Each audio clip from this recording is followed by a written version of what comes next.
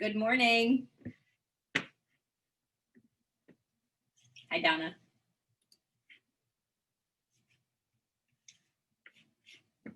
Good morning.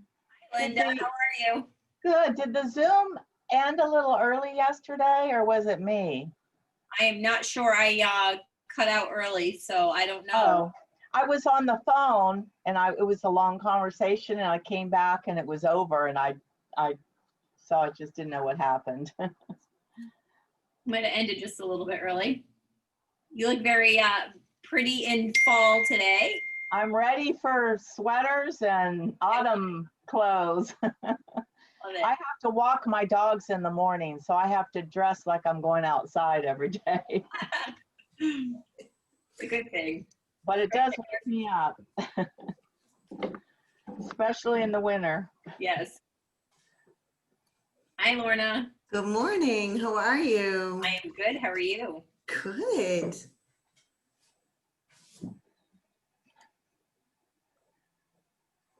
I cannot believe we only have one day left I know. after today. Well, Bold's coming, so Yeah, we'll be together again there. that's right. Yeah, this has been 4 weeks almost. 3.5. Goes by fast. 2, 3. Yeah. Jen, when Jen Giroux gets on, can you make her a co-host? Absolutely. Because she will be answering the chat and hopefully admitting, oh, there she is, admitting people in. Sure thing.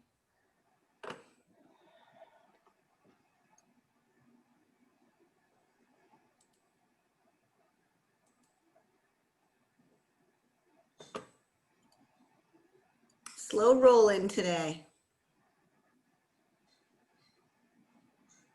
They'll all come on. Oh yeah. Yesterday it was like 9:15. It was like bing, bing, bing, bing. Here's Erin.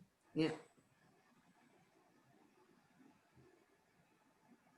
All right, guys, since we only have one Ignite left and we're letting a lot of people in right now, why don't we put in the chat or unmute yourself? What is one thing that so far this week, just this week, not all of Ignite, but this week that you're implementing in your business? So from yesterday. I did get I'm going to the town clerk today to get my DBA business, but it's taken almost a month and a half to get first a letter from the what was it? The building and zoning office. Ah, So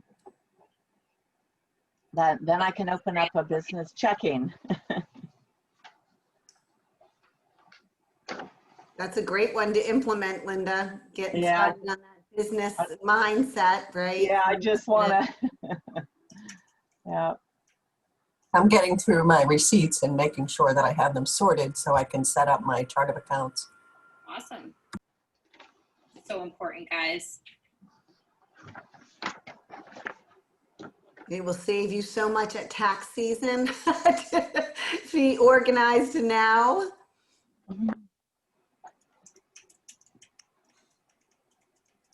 Hi, Jen Giroux. Thank you for joining us. Lorna, I brushed my hair this morning.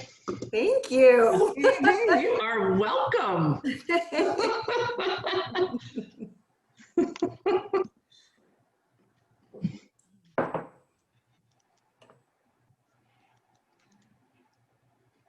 Let's see, how many people are we at?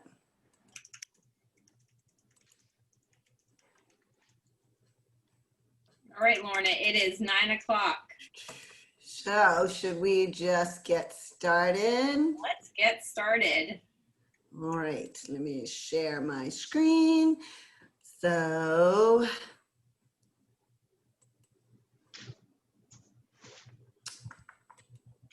there we go. Can everybody see that? Gotcha. All right, that's awesome. So good morning, everyone. How are you today? I can only see 4 of you now when I share my screen. That's always the toughest Hello. part. Hi, Lorna.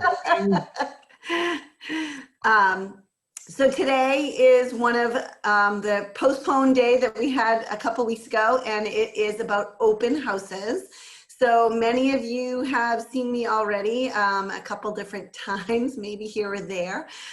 So I'm Lorna Helms. I'm the productivity coach at Boston, Keller Williams, Boston Northwest in Concord and Lexington.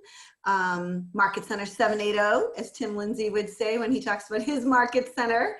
And today I brought on to help me as Jen Giroux, who is in the top 20% in our office. And I'm going to let her introduce herself a little bit. Okay. Hello, everyone. My name's Jen Giroux, and I started with the Concord office with Keller Williams about almost exactly 3 years ago. And I was a teacher prior to that, and I have not looked back. I found my calling finally, and I'm just feel very lucky to be in the office that I am. My training is fantastic, and you're all on this call for a reason as well. Ignite was, I actually took Ignite twice because I wanted to listen to different agents talk about the same subject and how they do it a little differently. It's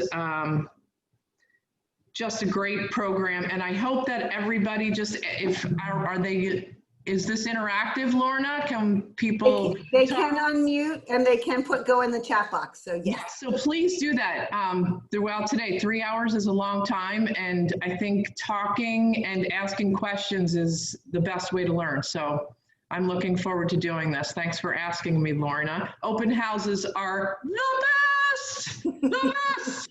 Exactly, that's exactly why you're here. So I just wanted you all to hear one thing. So how long ago were you a teacher? How many years? 3 years ago. 3 years. So when we talk about you can be anywhere you want in 5 years, Jen is the proof in the pudding right there, because she has followed the systems and models. She educates herself. She's done BOLD. She's done a lot of other classes, and she's following the models and systems to help bring her success. So I wish the same thing for all of you, and I'm very happy to have her here with us today. So we are going to get started on open houses. Does anybody have any questions? Jen's going to be monitoring the chat box, and I'm not sure who's going to be admitting people. Do you want Jen to do that, Jen Bovee, or are you guys you and Tim and Erin going to take care of it? Yeah, I can take care of it too. Okay, so Jen will just worry about the chat, and you guys will worry about the rest. Yeah, Awesome. we got you covered. All right, thank you so much. So I don't know how I want to move this out of my screen so I can see it. All right, so what do successful agents do every single day? We talk about this each Ignite, don't we? So notice today we're talking about growing business. We're talking about open houses. Why would we have grow business and open houses highlighted on the same day? Notice what it says, lead generate for buyers and sellers, right? Open houses, are they for just selling the house? Nope. No. Nope, they are not, that's right. So there's a lot of other things that happen at open houses. You are in a job interview at an open house. Have you ever thought of that? What about you, Jen Giroux? Have you ever thought of that, you're at a job interview every time you do an open house? Absolutely. Yes, absolutely. And it's so interesting to listen to, just see different types of people walking in the door and learning how to approach them. Sometimes I can sense that they don't want someone to talk to them. So I just basically greet them, have them sign in, let them walk the house by themselves. And sometimes people want the full tour and question and answer and chit chat. And it's, and it's a great one. You can actually eventually start to read what type of people they are and act accordingly. Awesome. So this is a lead generation activity, these open houses, not just a get the house sold activity. All right, so why isn't this going? There we go. So first, we're going to start talking about the benefits, which we just kind of talked about a little bit. But open houses is not just to sell the house, it's to meet new buyers and new sellers. You have many people that come through open houses, as Jen mentioned. A lot of them are neighbors. Do we want neighbors coming through open houses? Yep. Why do you think, everybody? Put it in the chat box. So tell us why you think you want neighbors at an open house. And then Jen, you tell me what they're saying, because I will. all right. So Because thinking they may about, want to sell their house. because they might want to sell their Lead gen. house. Exposure, potential sellers. They're your next lead. More eyes to spread the word of the prize. Great opportunity. Oh boy, I can't read that fast. That's okay. They can pick their neighbors. Exactly. I love that one, Molly. They can pick their neighbors. That's so true. They might have family to buy. Yep, they need to buy a home to find about the property value. Yes, that's great.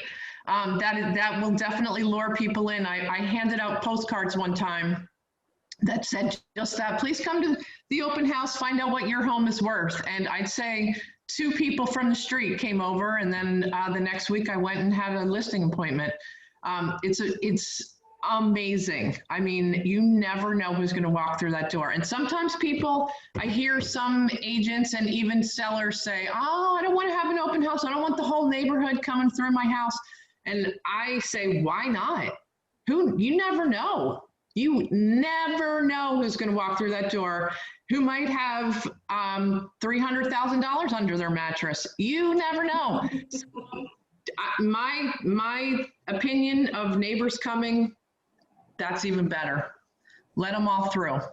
That is right. So exactly, the opportunities at open houses and the benefits are amazing. And it is really about meeting new people, because what is the point of our database is to continue to grow it. And Yeah. so open houses are a great opportunity to meet people, to capture leads, and to do follow-up and add them to your database. So it is a great opportunity. So the benefits of open houses. So holding open houses consistently can be rewarding and profitable, as Jen just mentioned. And so thinking about the fact that they're inexpensive. Does it cost a lot of money to run an open house, do you think? No. You have signs, right? You already have the signs, most likely, hopefully at that point. You're putting ads in command.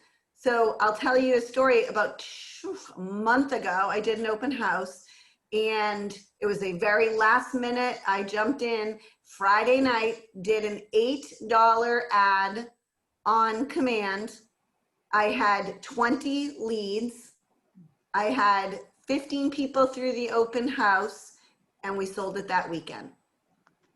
Right? Whoa. So cost me $8. So that's one thing right there. It's not expensive. Return on investment and exposure. So the fact is, when you have an open house, you know what you want a lot of?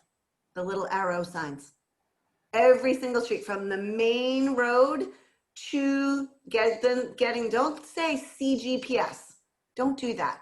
Give them directions and then show them with the arrows how to get there. Because guess what? Even if they're not coming to the open house, everyone in that neighborhood has now driven by like 6 of your signs on the way into the open house. That's absolutely right. So for one listing, it's funny, people in your town, because it has the beauty is, I'm not sure if everybody is with Keller Williams, you can have your own personal name on your sign, not just the name of the company. It's your own name. You can have one listing and have 3, 4 directional signs and your sign, and people will start saying, oh, I see your name all over town. One listing. It's one listing. It's not 15, it's one. And people think because they see your name that it's everywhere. It's amazing. I mean, honestly, one listing, even if you don't have a listing and you're just covering an open house, invest in some signs that have your own name on it and scatter them an hour before the open house. I do balloons. I do when I can. draw as much attention to that sign as you possibly can. I mean, you can do that for, I don't know, $40, right? To get a sign or something. And if you can't afford a sign, borrow one that says Keller Williams. Still gonna get people to the open house. That is right, you are. So make sure that the exposure is amazing. Hey, Lauren, can I jump in for one quick second? Of course. I don't mean to be the compliant police, but I just want to Oh, make a boy. note because in Rhode Island, you get a $200 fine if you nail a sign to one of the phone posts. So I just want to let anybody know that when you're putting a sign up, please put them up, but get permission if you're putting them in somebody's private yard or if you're putting it on a property if you're nailing anything on a post or anything like that. Just kind of be aware of that when you're placing your signs. It's always good to place the signs, just get permission, that's all. That's true. And also some neighborhoods don't allow for sale signs in yards either. So that's another thing. If it's a development or a condo, things like that, some people don't allow signs at all. So it's just something to look into beforehand. I can remember doing one at a condo in Acton, and my mother and I were doing it together, and we couldn't put signs on the ground, so we had them on top of our cars, directing people through the sunroof. It was really funny. So yeah, you do sometimes need to get creative when you're not allowed to put the signs on the ground, but absolutely make sure you know the rules of your city, state, and neighborhoods before you get going. One of the things that I want you to hear, and I want you to write this down, is that NAR 2019 profile of home buyers and sellers said that 51% of all buyers used open houses as a source of information in their home search process. 51. What that tells us is that is such great news for you guys because they decide to make open houses you can make that part of your prospecting efforts because 51% of the buyers are out there. So remind me again, and I want you all to unmute and tell me, what is the #1 job we have as real estate agents? Lead generation. Woohoo! Okay, I heard it. There you go. Good job, everybody. So lead generation is that #1. And so open houses can become that way to do that because you have so many ways to meet buyers and sellers.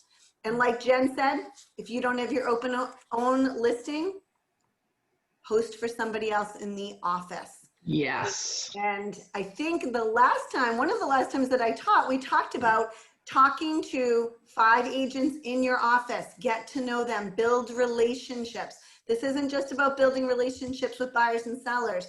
With other agents is just as important. Make sense? Gendro, who did you call when you first when you joined our company?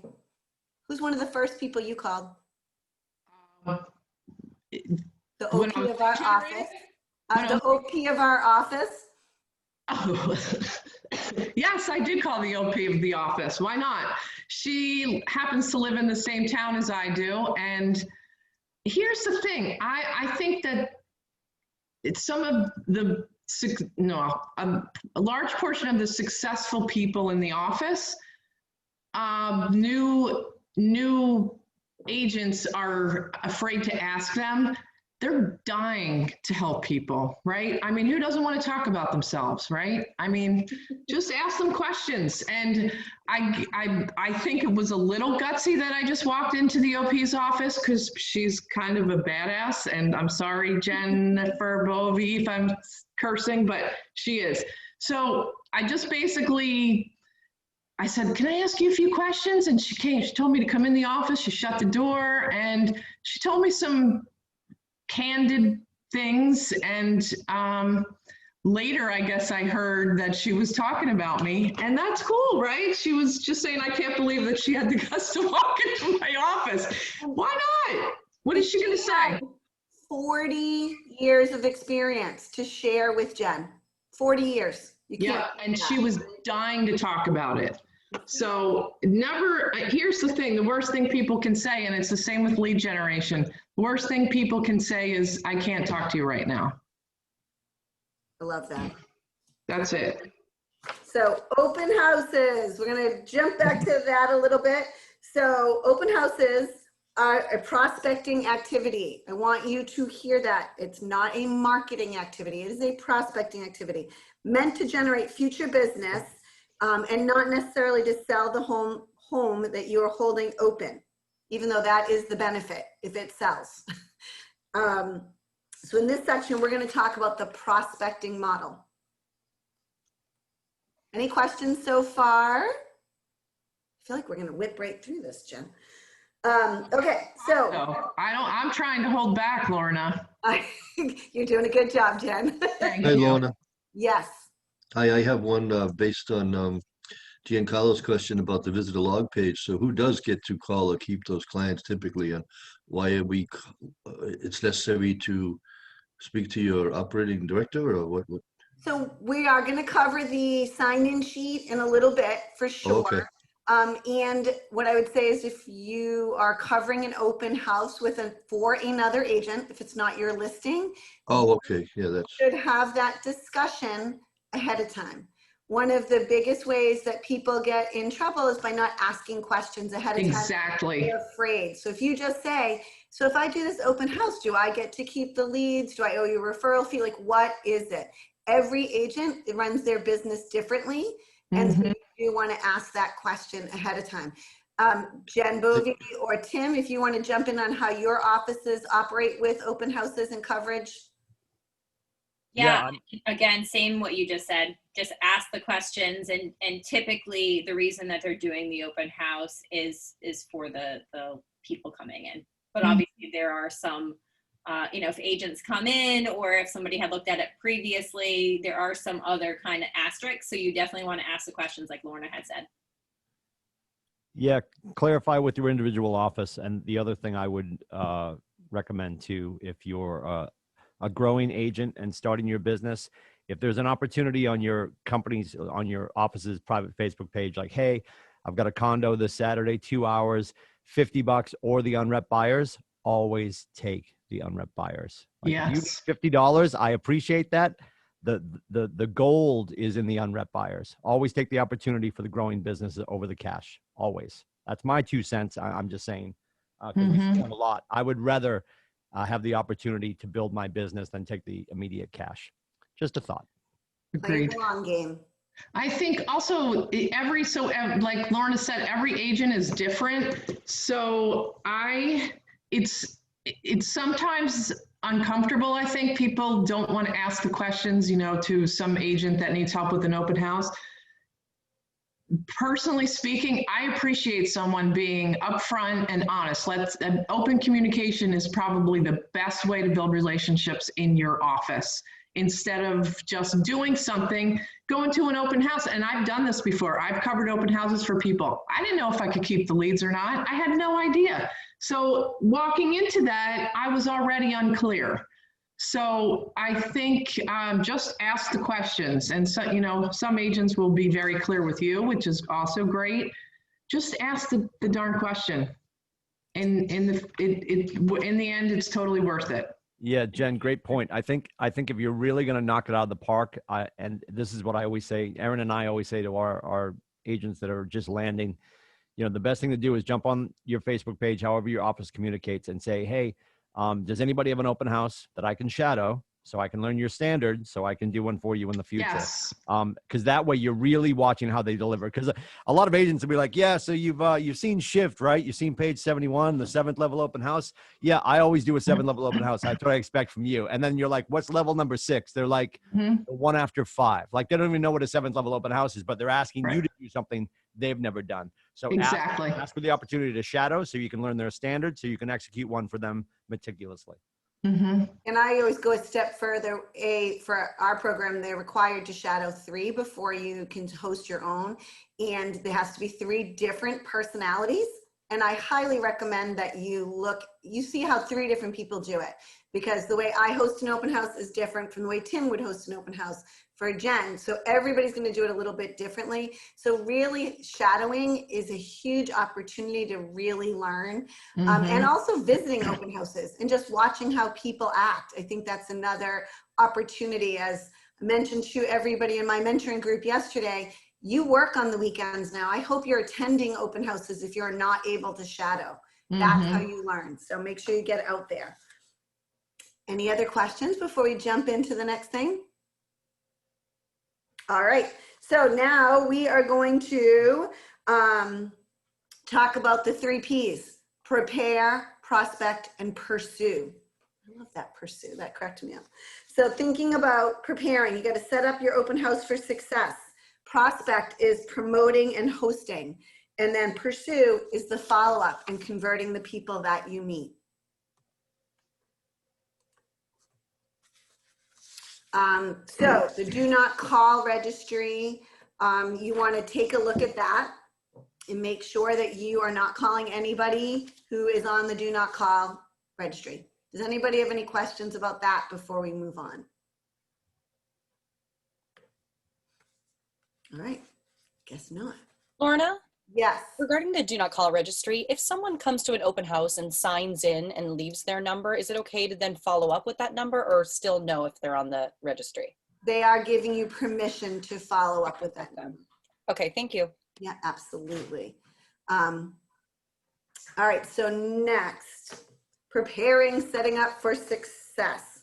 So once you've made the decision to do an open house, promotion starts a week out. Whole week, can you imagine? So here's how to set yourself up for open house success. 7 to 10 days in advance.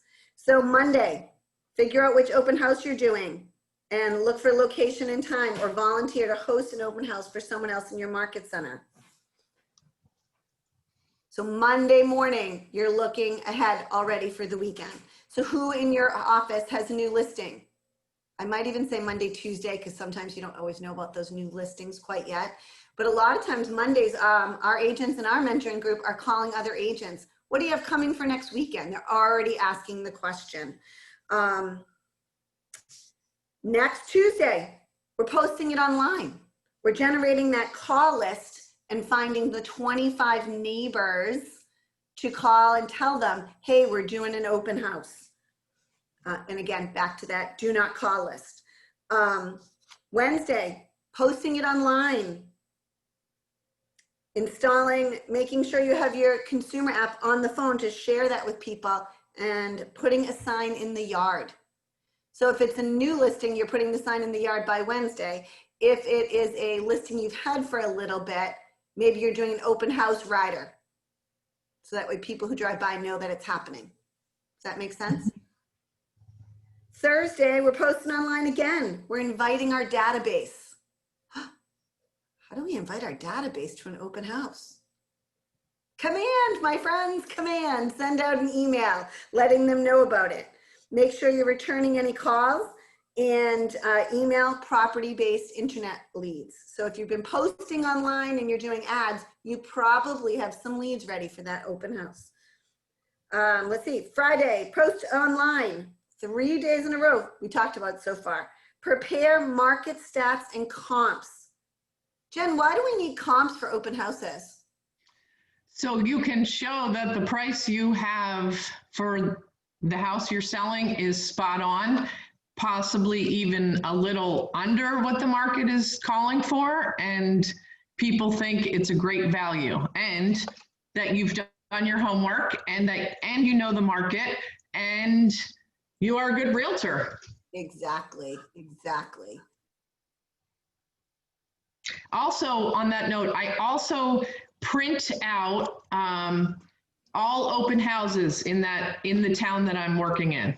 And when people come in, you just have one sheet, so you can't give it away. Just ask people if they're doing the circuit of open houses, and they'll oftentimes, yes, they are. And I say, oh, well, which ones have you seen? And they'll tell you, and then it's a whole conversation. And then you say, well, this one just came on, or if you offer them some other information, or if you know an off-market house and you're telling them things that they don't know, you're golden. And if they don't have a realtor, of course. But even if they do, offering value, sometimes people will call and say, you know what? I learned so much from the 10 minutes that we had together, and you seem to know your town, so we're going to move over. You always want to be showing value to everybody. Coming from contribution, it just comes back to you, is what I hear you saying, Jen. Yes. Correct. And also making sure on Friday, you're printing your flyers for the day. Jen, I don't know if you meant to mute yourself, but. So making sure, do we want to be doing Saturday morning printing out open house flyers or doing your brochures? No. Do you know why? Because that causes stress for you. And all of a sudden the printer is not working or something's happening. So again, pay attention, be ready to go for Saturday and Sunday. So Saturday, post online again. They're talking about it. Put your directional signs out and door knock the neighborhood. So this might look a little bit different right now through COVID. Door knocking may not be exactly what we're planning on doing right now, but Jen Giroux, have you ever door knocked before an open house pre-COVID? Yep. And how did that go? Awesome. Basically, it's all about timing. So you want to knock on the doors when people are home. So if it's in the spring, summer with daylight savings, you can knock when you know that people are home from work, and this is pre-COVID. 6, 7 o'clock, maybe a little after dinner time, so that people aren't annoyed that you're knocking. And all you do is just say, I'm having an open house right down the street from you. Please come by. It's the best opportunity, like someone said, to pick your neighbor and come see just check it out. And we have snacks or whatever, and just friendly, and then just be quiet. Sometimes they'll ask questions like, don't overtalk, which I've learned the hard way. Just give the information, hand them whatever you want to share with them, and be quiet and see what they say. And then just smile and walk away and say, I hope to see you soon. It doesn't have to be long. It doesn't have to be drawn out. Quick. And you know what? They come. If they're home, they come to the open house. And then you've already had an interaction with them, so they feel more comfortable walking into the open house because they know you. Exactly. Awesome. I love it. All right, so what else can you do prior to an open house? What are some of your ideas? And I'd love for you to unmute and just tell me, what other things can you do to get ready for an open house? Bake some cookies. Bake some cookies. Get your masks, booties for the feet, and anything else that you are going for COVID. Yep. We have a whole little bit different of a protocol right now, right? For some of our open houses. And again, make sure you're following your state and town guidelines right now in particular with open houses. Anything else? Make sure the house is staged, room cleaned. Make sure the house is staged and ready to go. That is a great point, Paul. I have shown up to open houses that were not quite ready, so I love that point. Mm-hmm. Can I ask a quick question? Of course. I keep hearing this thing about booties for the feet at open houses and stuff. Are we using that as protocol? And I mean, the reason is I know medical professionals that aren't wearing booties for this. I mean, I can see gloves and, a mask and something like that, but where did this whole booties thing come from? Well, booties actually have been long before COVID, and it's really just a way to keep somebody's home clean. So there may be people, like sometimes I have people who have trouble untying shoes and tying shoes, so they slide the booties on. Okay. So it's not specifically a COVID thing. It's just maybe getting a little bit more attention since then. Yes, exactly. So it's definitely not a COVID thing. It's been going on for years, and it really is about not scratching floors and not bringing dirt into the house. You figure if somebody has 30 people walking through their house in an open house, the dirt and the continual cleanup, especially even like in inclement weather. So sometimes I have sellers who say, I don't care if they keep their shoes on except during inclement weather. Right. Gotcha. Okay. That makes a ton of sense. Thanks. No, I'm glad you asked the question, because again, that's how we all learn. Yeah, I was really confused. I'm just like, why do people keep talking about booties? Like no one I know like in that field is, has any mention of this, but keeping floors clean and all that other stuff, like that makes a lot of sense. I'll pick some up for that. Absolutely. Yeah, absolutely. I would say you definitely want to put together your open house kit and get yourself ready for any open house. And we'll definitely be talking about that as well. All right, any other questions before we move on? No, I wanted to add something that I used to do for open houses, and that was about a half hour before the public open house. I would exclusively invite the neighbors to come view the property before having the public open house, to make them feel exclusive and to get to know them and have a separate conversation with them. So that was something I would always send out as a kind of VIP private invitation to the neighborhood and neighbors. Yep, I love that. Also, Lorna, let's make sure that the sellers have their valuables locked and put away. Yep, So- we're going to definitely talk about that as well, for sure, because you do want, as we talk about safety, we'll be covering all of that. But thank you for so much for bringing that up, because it is important to make sure that people have their belongings safely put away. And you should get there early to do a sweep of the house. Make sure there's no valuables sitting outside, you know, on the nightstand. Make sure that everything's put away as it should be.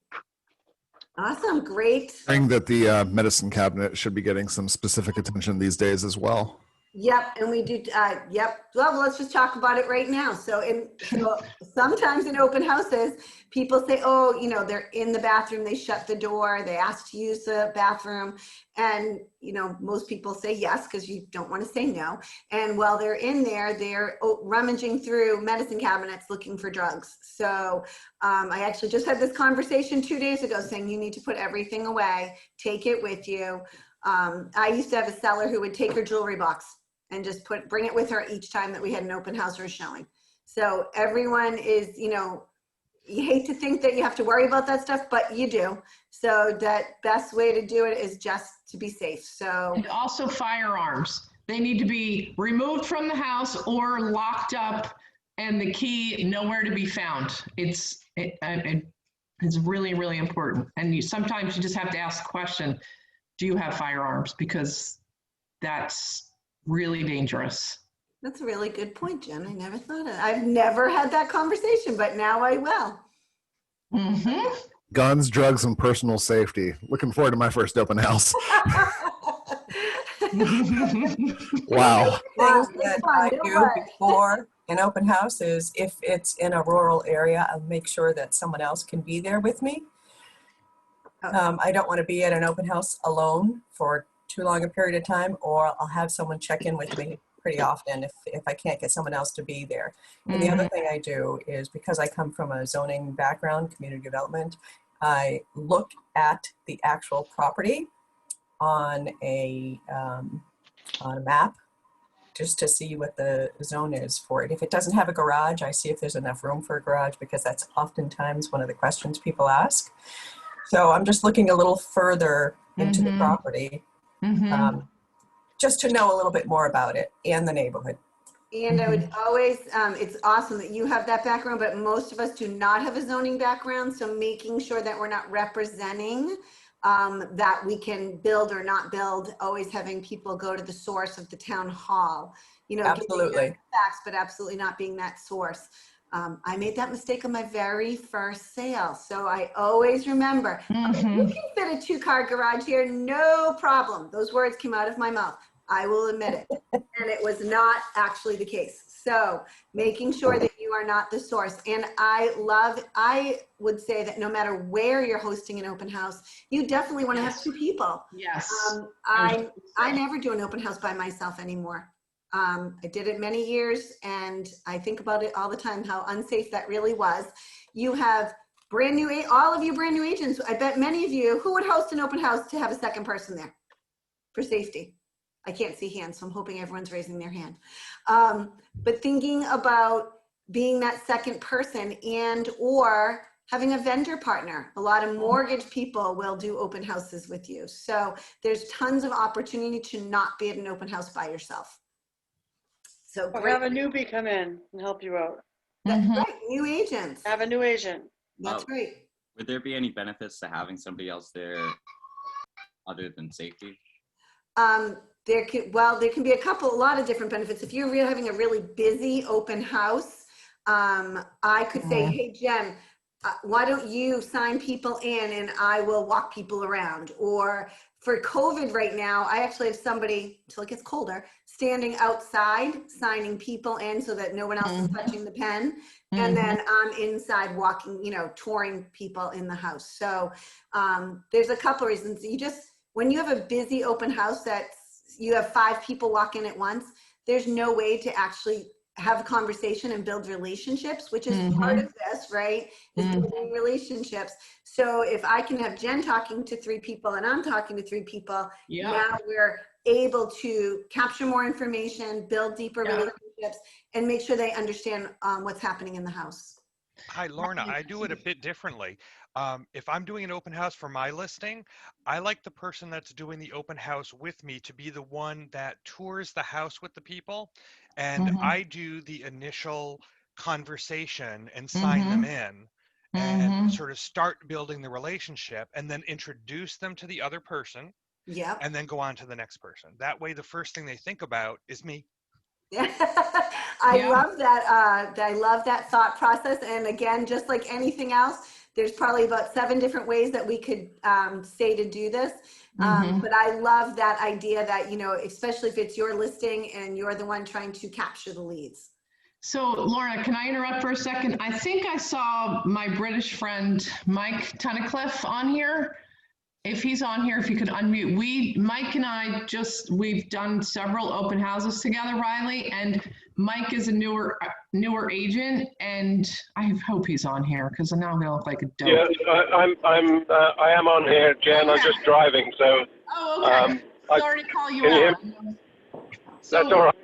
We've had, so Mike has, as a new agent, I think I met Mike in the office once, and he has since kept in touch.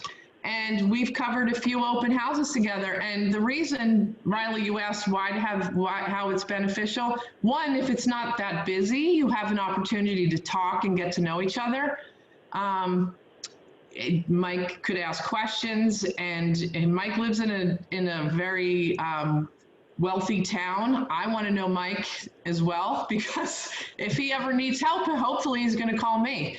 And secondly, when it's busy, we talk about the first listing, the first open house he covered with me was a small house in a really nice town, and it had farm animals and things. So we came up with a game plan before the open house started, and man, as soon as that open house started, I was sweating. It was so busy. So you come up with a plan, and if you need a break, we would switch roles. So I'd be inside and he'd be outside, so you'd get a little fresh air. And especially with COVID, you need to make sure somebody's they're doing, washing their hands or, doing the soap and all that. So it's nice. And it's also, if they have questions and Mike doesn't know, he can send me a quick text and say, so-and-so with the purple hat wants to know X, Y, and Z. And I really am never on my phone, by the way. So I feel that I have a ping and I'll check to see if it's Mike, basically, is all I do. So it's very, very beneficial. And if it's an opportunity to get leads, even if you're doing with the listing agent. There were a few people that wanted to put an offer in on that particular house, and Mike was there, so I gave them to Mike. And it just makes sense.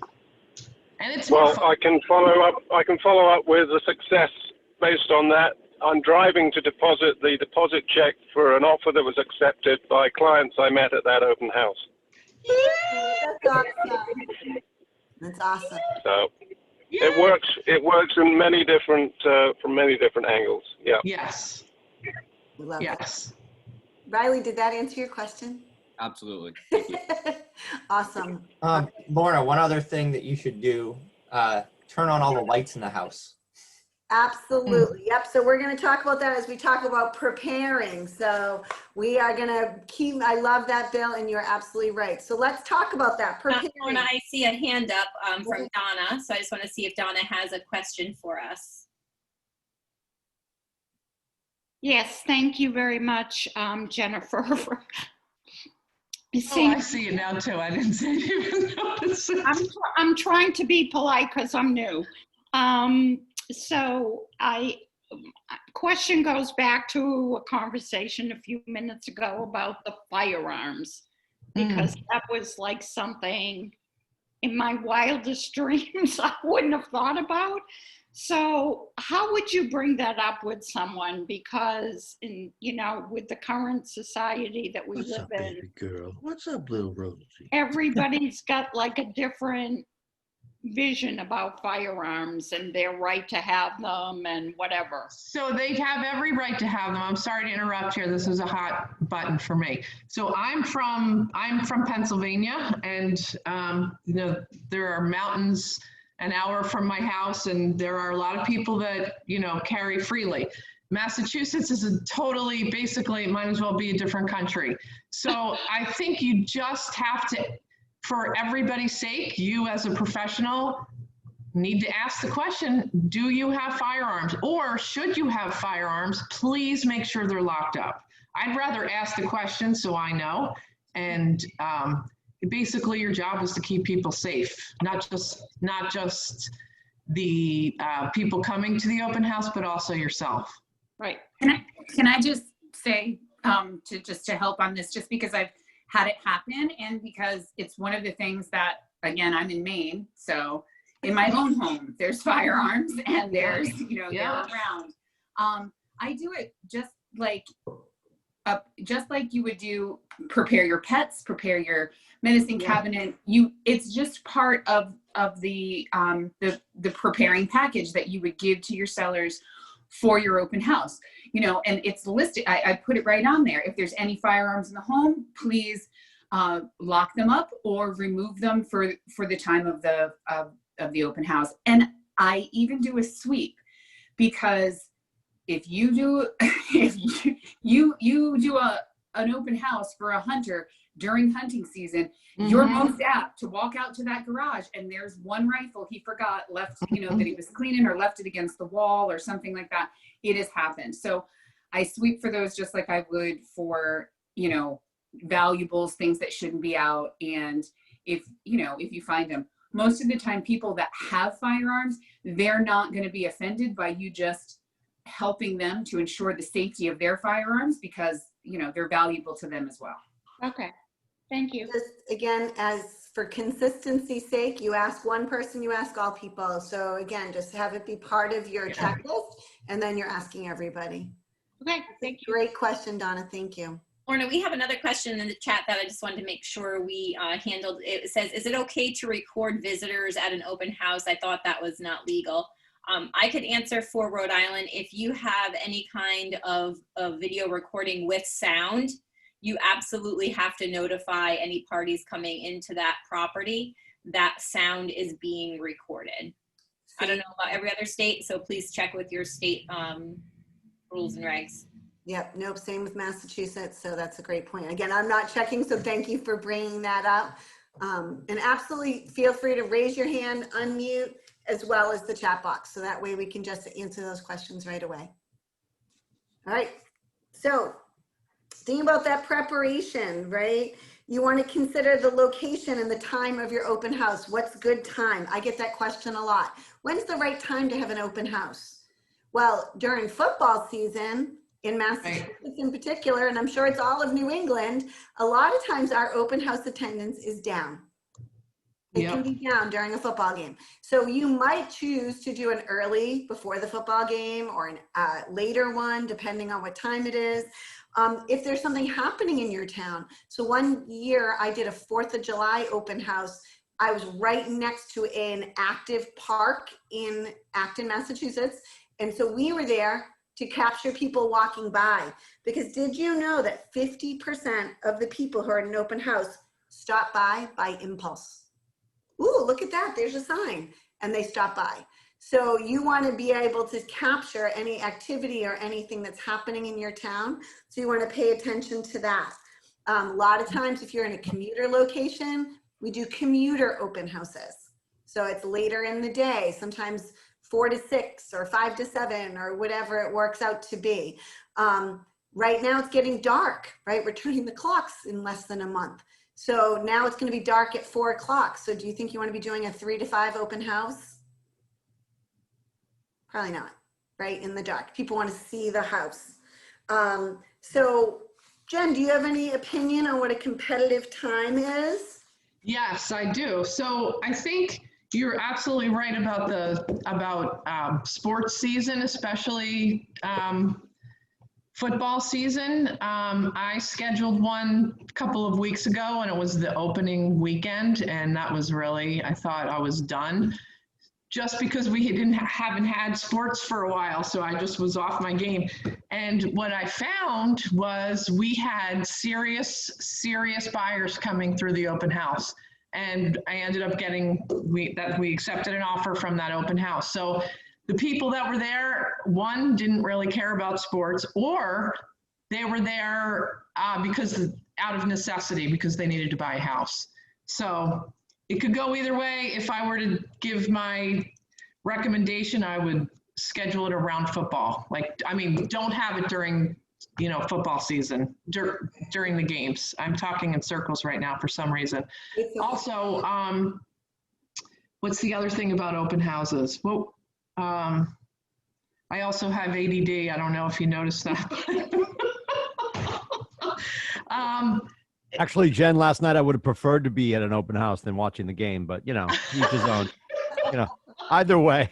Yeah, exactly. So I'm going to jump in and say that just planning for success, thinking about the location. Where is your house located? Is it in a high traffic area? The time of day matters.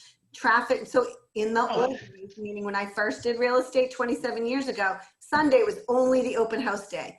That is not the case anymore, and especially in our area. Yes. We see Thursday night open houses for commuters. Friday night, we'll see Tuesday nights. There's all sorts of different times. So pay attention to that. Traffic patterns matter, right? So if you know that during commute time, you want to make sure. And then what's happening in your local area? Because again, we're all from many different states here, and even within each state, each area does something a little bit different. So Lorna, I'm sorry, I remembered what I was going to say, and I feel like it's pretty valid. So the times on the weekends, when it's a new listing, I have a Saturday and a Sunday open house. One of the days I do 11 to 1. And then on the second day or Sunday, I do 1 to 3, depending on, sports season. And the reason for that is a lot of new families, young families have little kids, and nap time is huge for them. So one of those two times are gonna work for them. And I can say that I've had many people say, thank you for alternating, because, we're not gonna wake our child up for nap time because, your whole day is gone. So just keep that in mind. Different times work for different people, even people that work shift work and things like that. It's just something to consider. Although I do know that I have more attendance between 1 and 3. So just the way. You'll also get everyone that comes out of church on Sunday to see an open house if you do it earlier on a Sunday. A lot of people are in church, and I have found that if you do it at that church time, people are coming out. And I had one of the busiest open houses ever when I switched it to the later time on Sunday, because everyone that then was able to come after church that was right down the street, came just because I was having an open house and they were all coming out of church. So yeah, that's awesome. That works out as well. Yeah. Great plan. What would be the general rule about holidays? Like say there was a Monday holiday, like Columbus Day, which isn't really a big holiday, but would that be a day to do an open house? I think you have to know your area and know your towns. I know for some holidays that like 4th of July, our town is empty and there's nobody around. So I want to make sure I have the most people coming to an open house to help my seller, right? The more people in, the more competition. So I do try not to do them as much on holiday weekends. Right now during COVID, a little different, right? People aren't traveling as much. I do set expectations when I take one in May that Mother's Day is a national holiday and I am not doing open houses on Mother's Day. Now, there might be other people who will do open houses. And I know some people, like my mother, for example, we did open houses as kids every weekend, probably why I'm in real estate right now. And we would go, and it didn't matter that it was Mother's Day. That's what she liked doing. We went to open houses. We were those people. So, professional open house lookers. So I know that doesn't probably totally answer your question. I am not a proponent on a holiday weekend, though I will share with you that our former OP, Edie Hill, who has been in business for almost 50 years, she did one the day after Christmas. Now, I would never have done that, ever in a million years. She did it the day after Christmas, sold it herself, $800,000 house, because nobody wanted to do it except her. And she said all her kids were busy and she decided she would just do it. So you never know. Now, I was particularly asking about right now because of COVID, because I know where I live in Jamaica Plain. People aren't going anywhere around here. Yeah, I do think things are a little different right now because of COVID and that the holiday weekends are, I know a lot of people actually surprisingly did a lot this year on 4th of July weekend. And I know there was pretty decent attendance at our open houses. Okay. Thank you. You're welcome. I have a quick question. Yeah. For Jennifer, do you recommend having people actually schedule their time slot for the open house, or does that become cumbersome? It's a nightmare. Okay. It's people, and I'll tell you why. If it's a price point where there's a lot of interest, people are always late, and then people are early and they want to get in to see it because they're already there, and then it's nothing but a headache. And what it turns into is crowd control and putting out fires instead of selling the house and getting to know the clients. You don't want anybody upset at an open house. It's supposed to be a pleasant thing.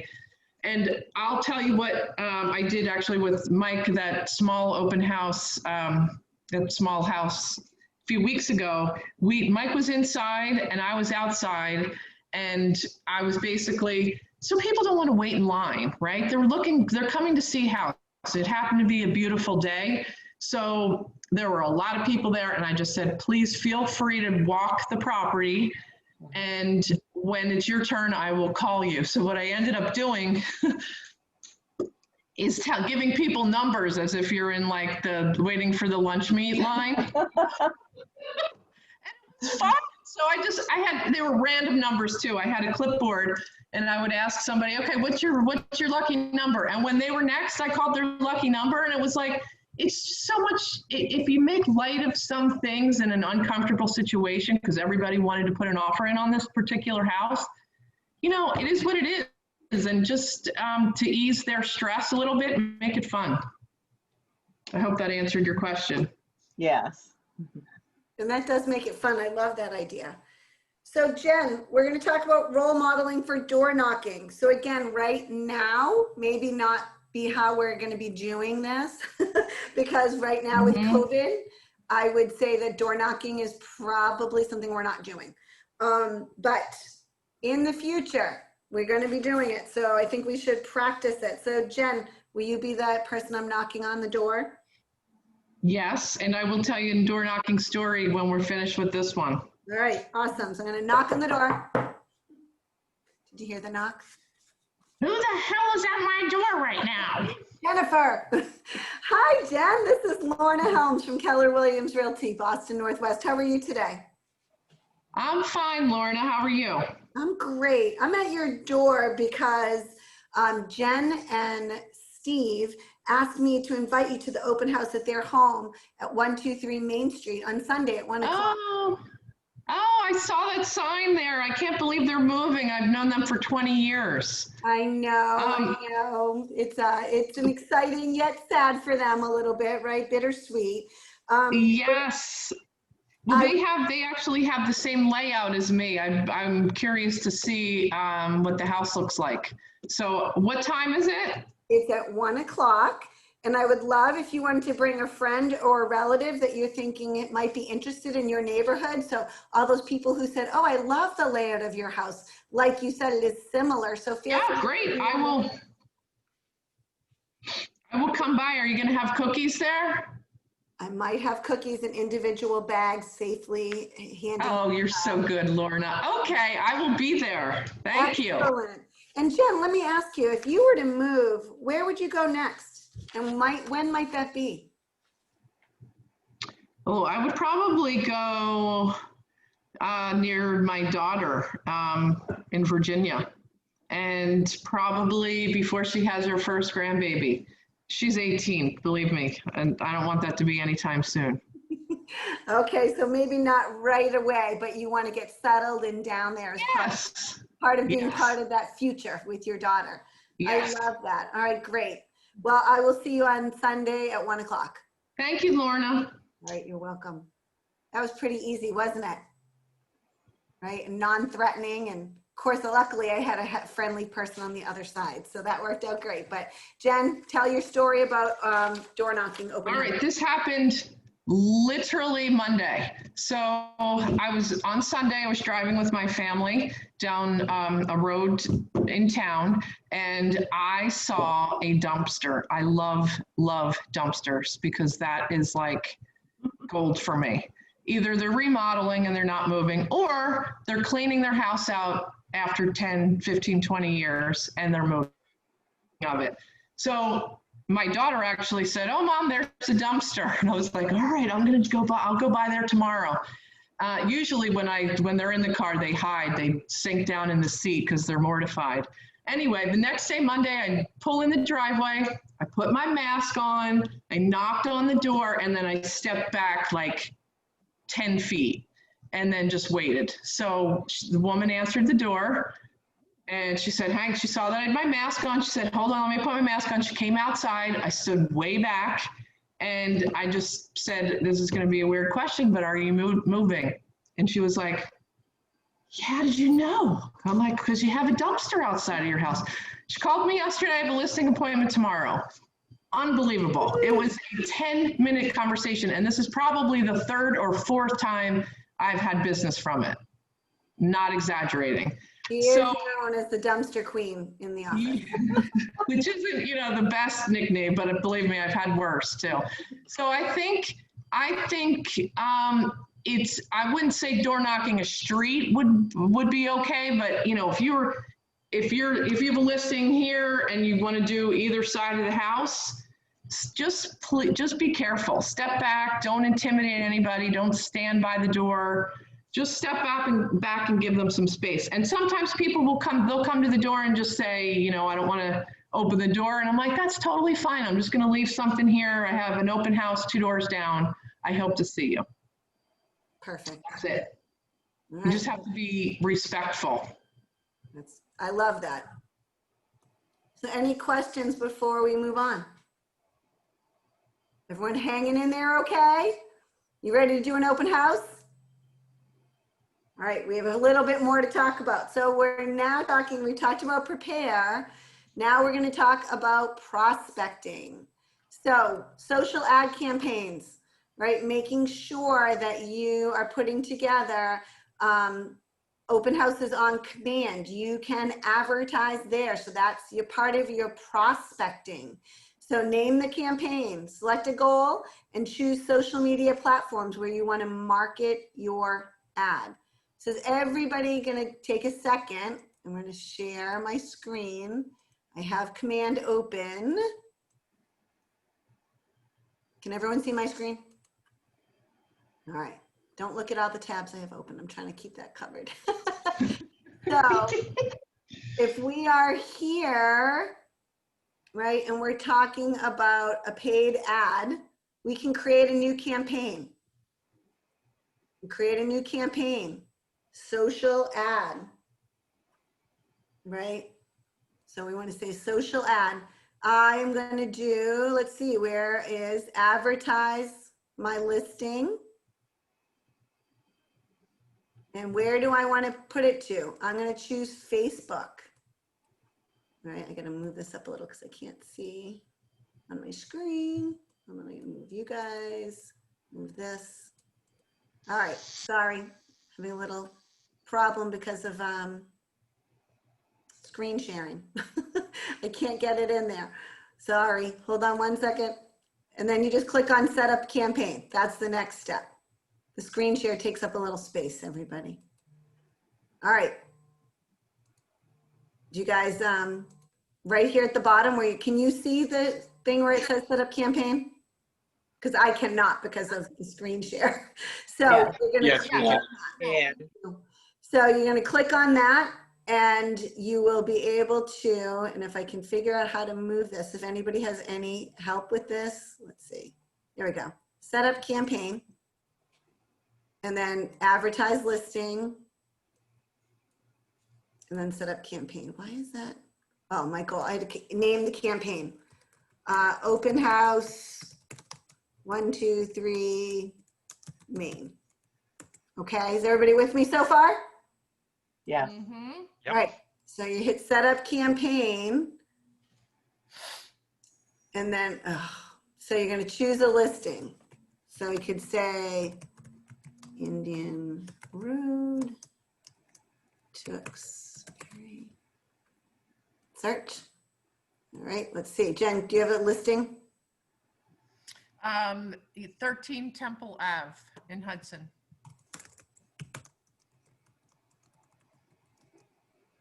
Gotta spell it right. Why is that not coming up? That's weird. Yeah. Okay. All right. Take off Hudson and Ave, maybe. Let's see. In the right corner, it says show only my listings underneath the search tab. All listings. Thank you. I got you. This is a team effort right here. I don't have many listings, so I usually advertise other people's listings when I do open houses for there them, you go. for You know myself. what? It So just went under I know that tab contract. very well. I love it. Well, thank you for your help. Well, we're just going to select this one. Okay. So that way we can preview and crop image. So you see how already, I don't know if you can see at the back while this is processing, it's already got the copy from MLS that's in here, all the information. So it's putting it all together. And it's still processing. So we're gonna. So whoever was just saying that they advertise other people's listings, who was that? That was me. All right, I don't see you, so I don't know. I can't see your name. Who was that? I don't know whose name. Can you see? Doesn't. I guess doesn't matter. I just like to know who I'm talking to. I think so. How do you do that? How do you advertise other people's listings while we're waiting for Lorna? I'll usually talk to my colleagues who have new listings. I do a lot of virtual open houses. So I'll do like Facebook Live open houses, and I'll advertise it as such. And for a landing page, I'll actually have it go back to my Facebook business page. So it brings people right back to my business page, and it still creates the same leads. And then I'll usually follow up with an actual open house in person right afterwards. So I'm piggybacking the two to get people who aren't really interested in coming out to open houses currently, as well as people who are okay with going out to open houses. So, okay. And then it goes right on, when I'm done doing my Facebook Lives, it goes right onto my business page as a video. So anybody who wants to go back and see that again, it's almost very similar to like a virtual tour. So people can go back to that page and do like a virtual walkthrough on the property as well. Love that. I just make sure that I'm asking for permission to advertise that listing. That was my question. Yes. Hi, Nolan Wallace. I think we are neighbors. I'm looking at you right now. Do you live on West Acton Road? No, never mind.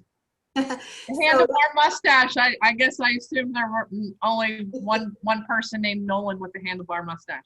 That's very interesting that you know another with it. I do. Yes, and his name's Nolan. Anyway. That's very strange. Cool I guy, know. I'm sure. So thinking about, I love Craig's point. So did you get the gist of the ad that I was doing? That's the main thing, right? Of course, it's now circling. So I'm going to stop showing you that. But the point is that that's part of your prospecting is the advertising of the open house and using command to do it.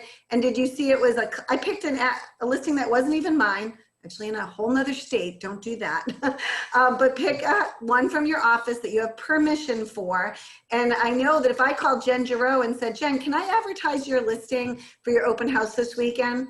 What's she gonna say? Absolutely. Free advertising for Jen. Doesn't that work out for her, right? And again, how much did I say I spent last time? $8. If you did $8 and you captured 10 leads, is it worth that $8, everybody?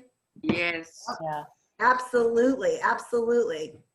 All right, so any questions on campaigns?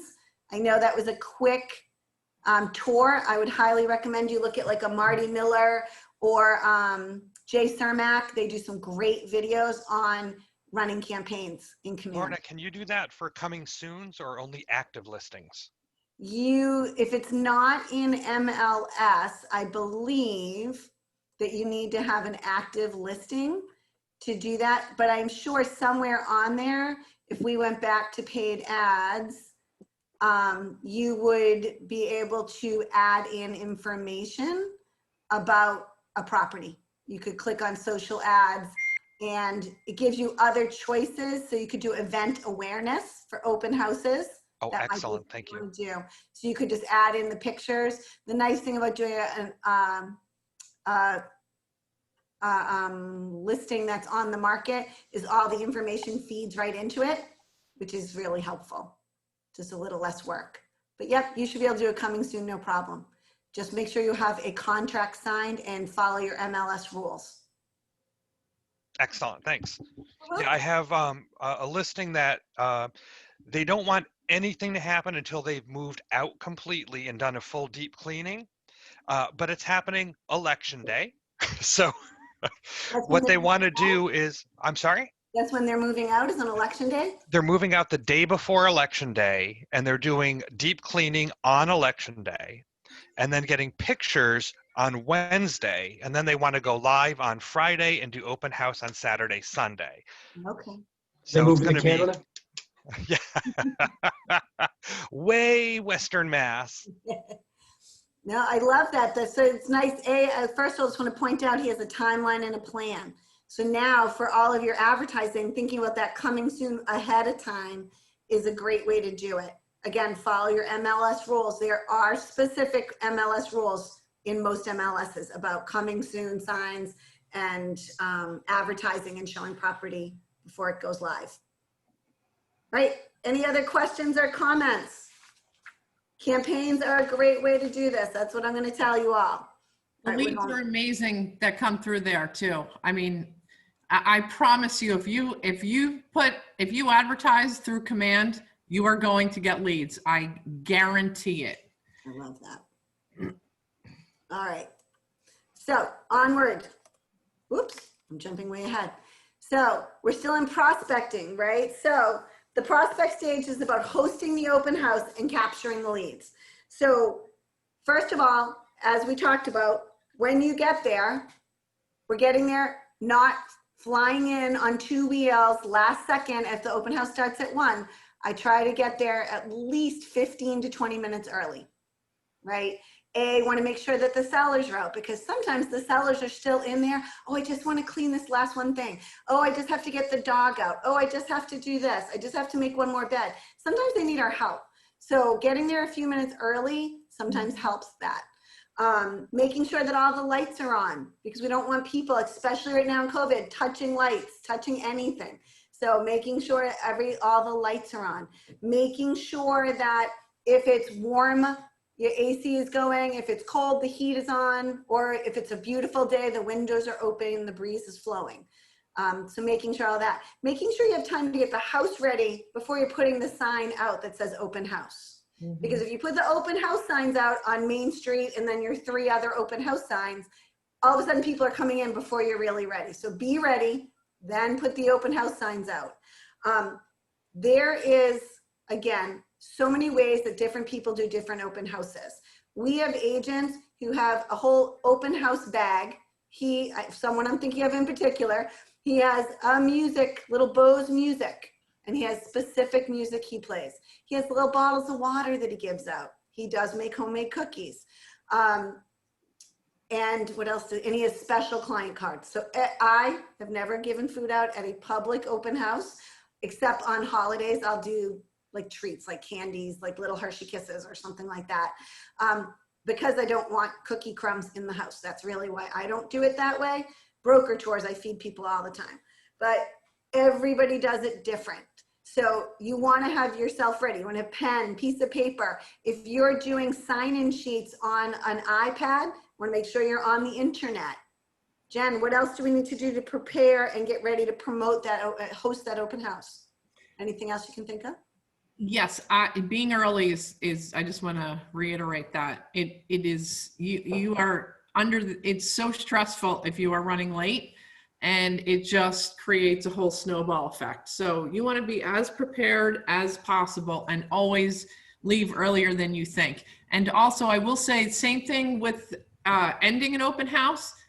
If it ends, say it ends at 3 o'clock, in my calendar, I say that I'm going to be there until 4 o'clock, because what always happens is people come at 5 to 3 and then you're annoyed, and then like you're there to sell the house. So when people come at 3:05 and I'm still closing down, come on in, and to make them feel as welcome as possible. And I also got a listing appointment because of that very reason. It was in my town. The guy pulled up, he saw the sign, he's thinking about moving. He and his son got out of the car, and I was like, come on in. And he's like, I see that it ends at 3. I'm like, come on in. We were there. He was there for half an hour, and he called me the following week and said, you just got yourself a sale, because I was nice and he was just looking at the house. So basically my point is just plan to be there longer than you are. And sometimes you can't, and that's the other side of having a second person there.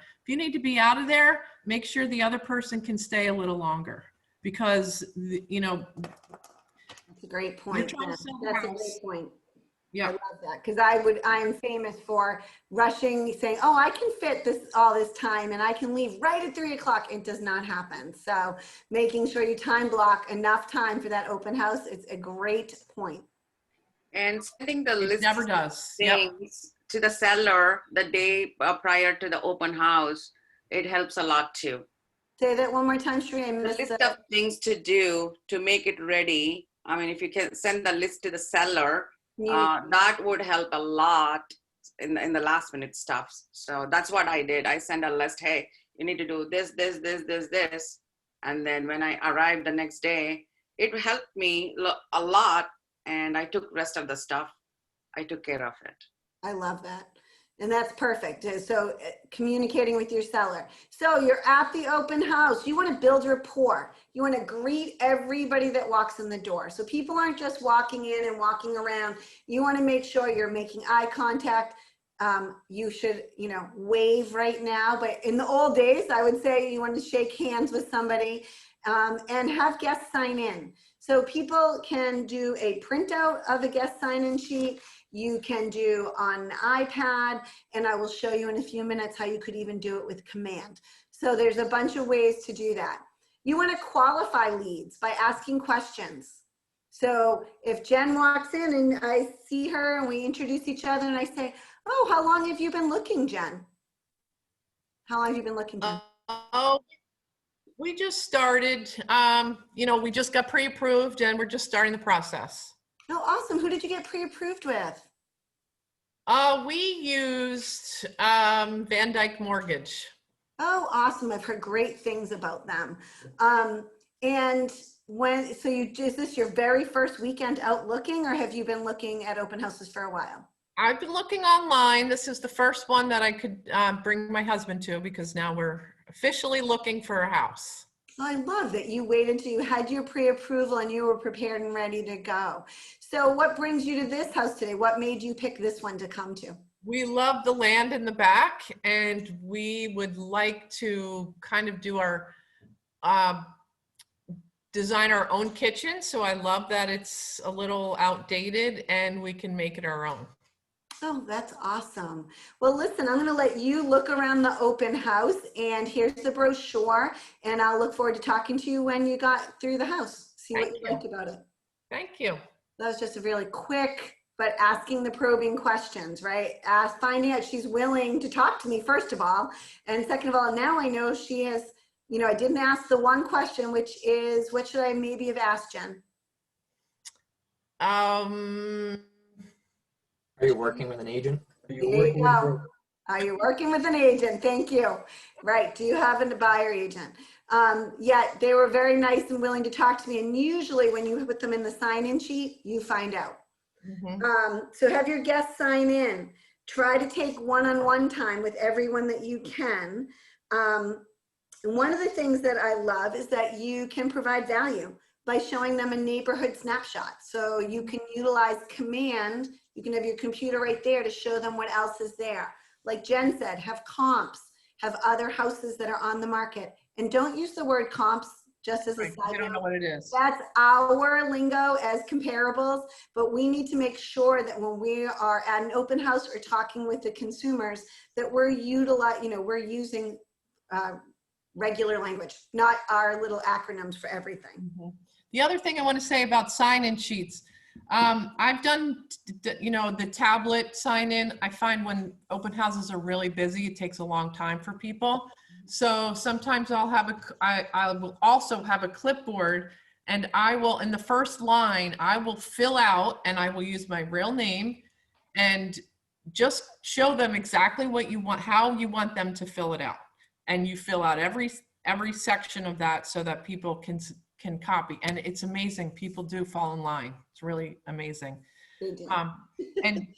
Also I see Sri was sharing, Sri and I are great partners for open houses. We have it down to a science. It's awesome.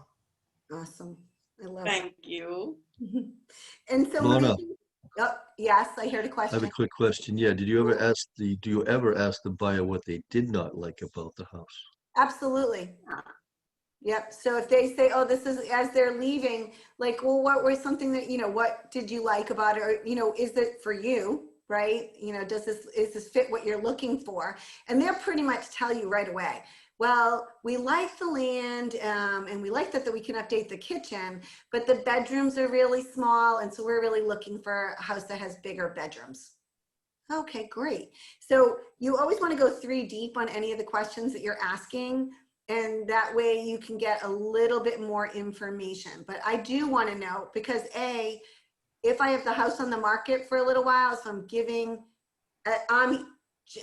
keeping all the feedback to share with my client, the seller, right? So knowing some of the feedback, if I get a lot of feedback that the basement, it smells musty. Well, now we're going to think about, well, what can we do to overcome that objection? So that feedback, the pros and cons, are important for me to understand for my client, the seller. And if I'm covering the open house or I'm looking to prospect for buyers, which again, we are in prospecting, is I now know, well, that person doesn't want bedrooms that have this size. Well, guess what? The list I have of open houses or my neighborhood snapshot, if you've been into 462 Mass Ave, because that one has really big bedrooms. Right? And that goes back to knowing your market. Yep. Right?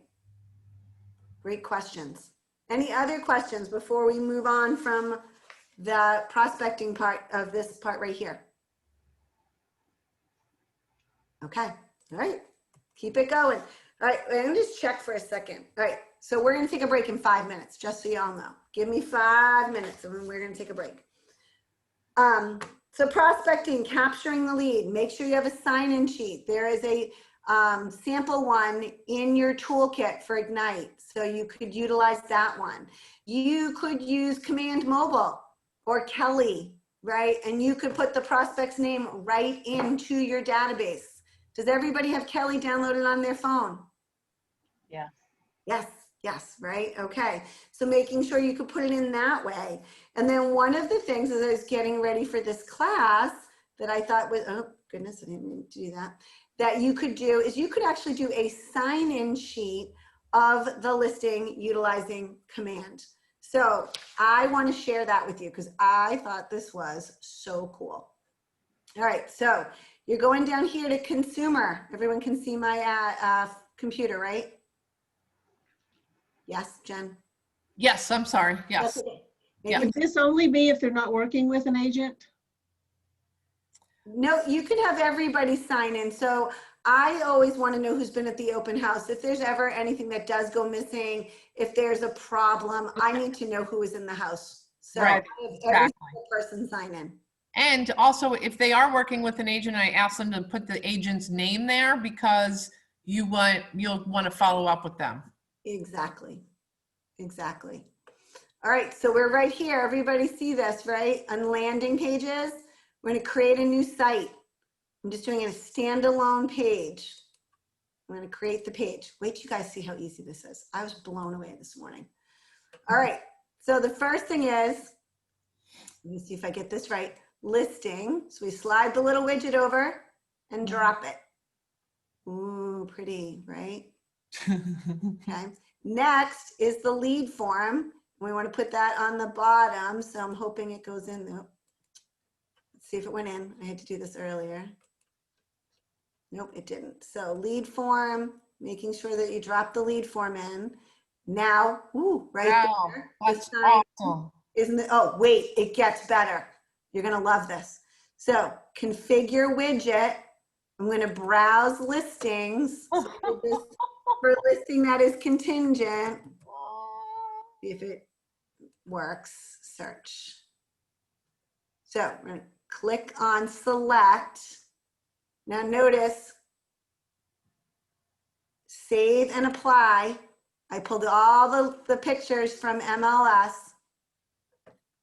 What? Pictures there, all the information about the town, this one's pending, but all the information about the property, all the pictures, and look at it's doing like a slideshow. So you can have a slideshow right there, details, Wow. and then they could sign in. Oh my God. That information goes to you. Is your mind not like, woohoo? That's amazing. And then that goes right into your command? Exactly. Oh my gosh. Isn't that an awesome way to do an open house? I was blown away and I so excited when I learned that to teach this class. So are you having them sign in or are you having someone type their information in? Because I wouldn't think they would all want to touch a computer that someone else just touched. So right now I am doing one person sign in, whether it's by handwritten or by computer, I have one person doing it. And that is because of COVID. Before Right. I would have done it. Now, Yes. some students are just using like alcohol wipes or, you know, clean pens and having people still do their own signing in. So again, follow your market center, your city and state protocols. I have a question. Do you have to have Wi-Fi to do this on the open house? Yes. Or you can use your hotspot, Use your phone as a hotspot. which is not ideal, but if they don't have one. Can you go through that whole step-by-step thing again, just real quickly? Of course, if that, absolutely, I'm happy to do that because I'm very slow. no, well, and I thought this was a really cool thing to learn. So let's You can ask the seller the Wi-Fi connection. We're going to start from back here. So we're right here in command. We get down to consumer, right? We click on that. Create a new site. A standalone page. Create page. First thing we do is click on the listing widget and just bring it over and drop it. Then we go to lead form and we scroll down to the bottom of this. Oh, see, I dropped that up top. I don't want to do that. So if I make a mistake, which I do many times, just do that. Go backwards and it will get rid of it. So you're basically going to slide that down. I'm just going to keep going just because I want to make sure. Configure widget. Lead form done. Listing. Oh, browse listings. Put in, what's yours, Jen? Temple? 13 Temple. 13 Temple Ave. Yes. Got it right there. There it is. That's I'm amazing. gonna save and apply. So again, my lead sheet's up top right now because I haven't fixed it. But, oh, look at Jen's pretty listing that just went pending. Yay! And then you look at all the information about the property, all of the slideshow. Isn't that awesome? And then you would click on Save Landing Page, or you could publish it. I'm not publishing it because I'm just showing you. But you save it, you could publish it for later. Now, can you email this really quickly to each person? Like, say, what's your email? And I'll send you the information link, you know, all the information about the property. I would say that you would be able to do that if it's a landing page, because you basically would have the URL or whatever for the landing page. So you should be able Or even better, a QR reader code that they can just scan and it pops on their phone. even better. So there's, I mean, again, utilize the tools that we have, right? And capture them all. When their information goes into command, how do you know which ones came from the open house? Will it just be in the notifications, or so if you're not paying attention to their names exactly and you put it in, like how do you find them? It should show up from that landing page, but ask your tech coordinator. I'm going to defer to them on this one. I just learned how to do that part, so I was impressed just by that. So I believe that it will show up as a little L as a lead from your landing page. Confirm with your tech coordinator. Okay. Donna, if you publish it, where does it go? If you had hit the button publish, where would that have went? It doesn't go anywhere until I share it. I don't believe that. Publish it, like I have that published page. I had done that for something else, and it's just sitting in my command. But again, if I have any tech coordinators on here, or if Tim or Jen Bovey know the answer to that, I would appreciate the help on that. I can get back to you guys too. I can ask my tech coordinator and let you know tomorrow. Okay, thank you. You are welcome. I'll write that down for you, Lorna. Thank you, Jen. That would be great because I don't know either. I think I do is when you save it, it's in your library until you link it up to your own website, which you wouldn't want to do if it's just an open house form. Right. So see, I have a draft right in here, and I have this one, which is not an active page. Right. When I was first playing with it. So I do think that you're right. Oh, could you? And then you have to publish it, I think, in order to have a real URL and have it interface into command. Yeah. Yeah. So once you publish it, I believe you are absolutely right on that. So you see right here how this one I did publish and it has its own URL. So if I clicked on that, I could change URL, activate it, and then share it. Oh, okay. Cool. You could make it the URL, the name of the property if you wanted, yeah. Yep. Thanks. This is group effort right here. I love this. All right, everybody. It is 10:28. I'm sorry we went so long before break today. So 10:40. We're not done. Mind you, we still have a little bit more here on open houses. This is a great prospecting tool. We have a lot more to talk about. Please come back. You don't even have to, like, everyone leaves. You don't have to leave. Just put yourself on mute. If you want to put your stop video, that's fine. 10:40, it's 10:28. I'm giving you 12 minutes. Get some water, get some coffee, stretch, and I will see you here at 10:40. Thanks, everybody.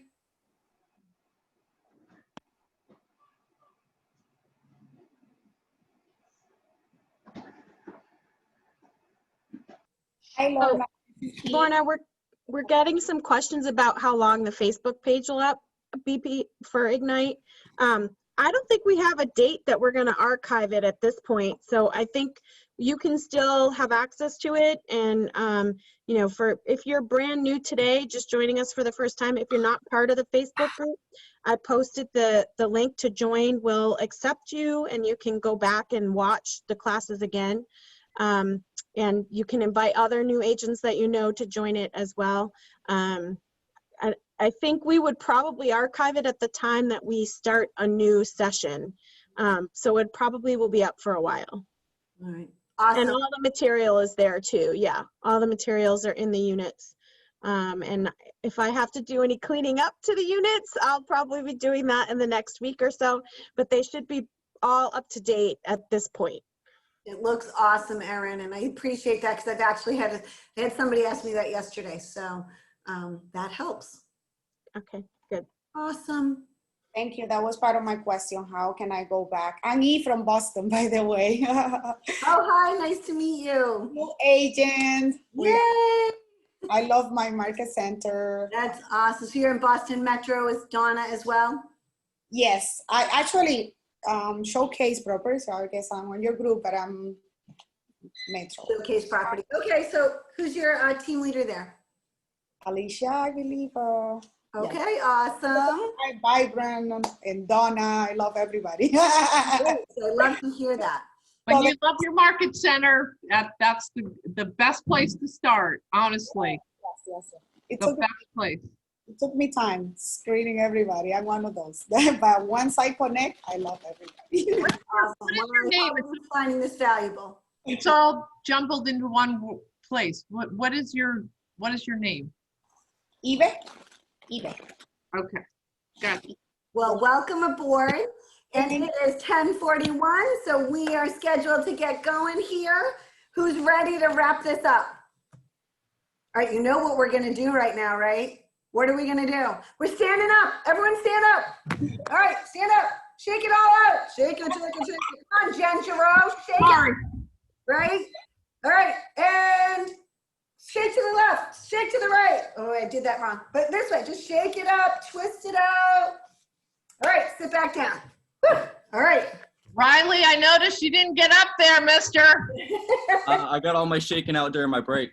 Oh, I'm not going to ask what that was. All right, you guys. Mona. What'd you say? Great exercise. Yeah, you got it. Activating every inch of the body right now. Yeah, it's I can't sit this long. It's definitely painful for me to be sitting. So, onward.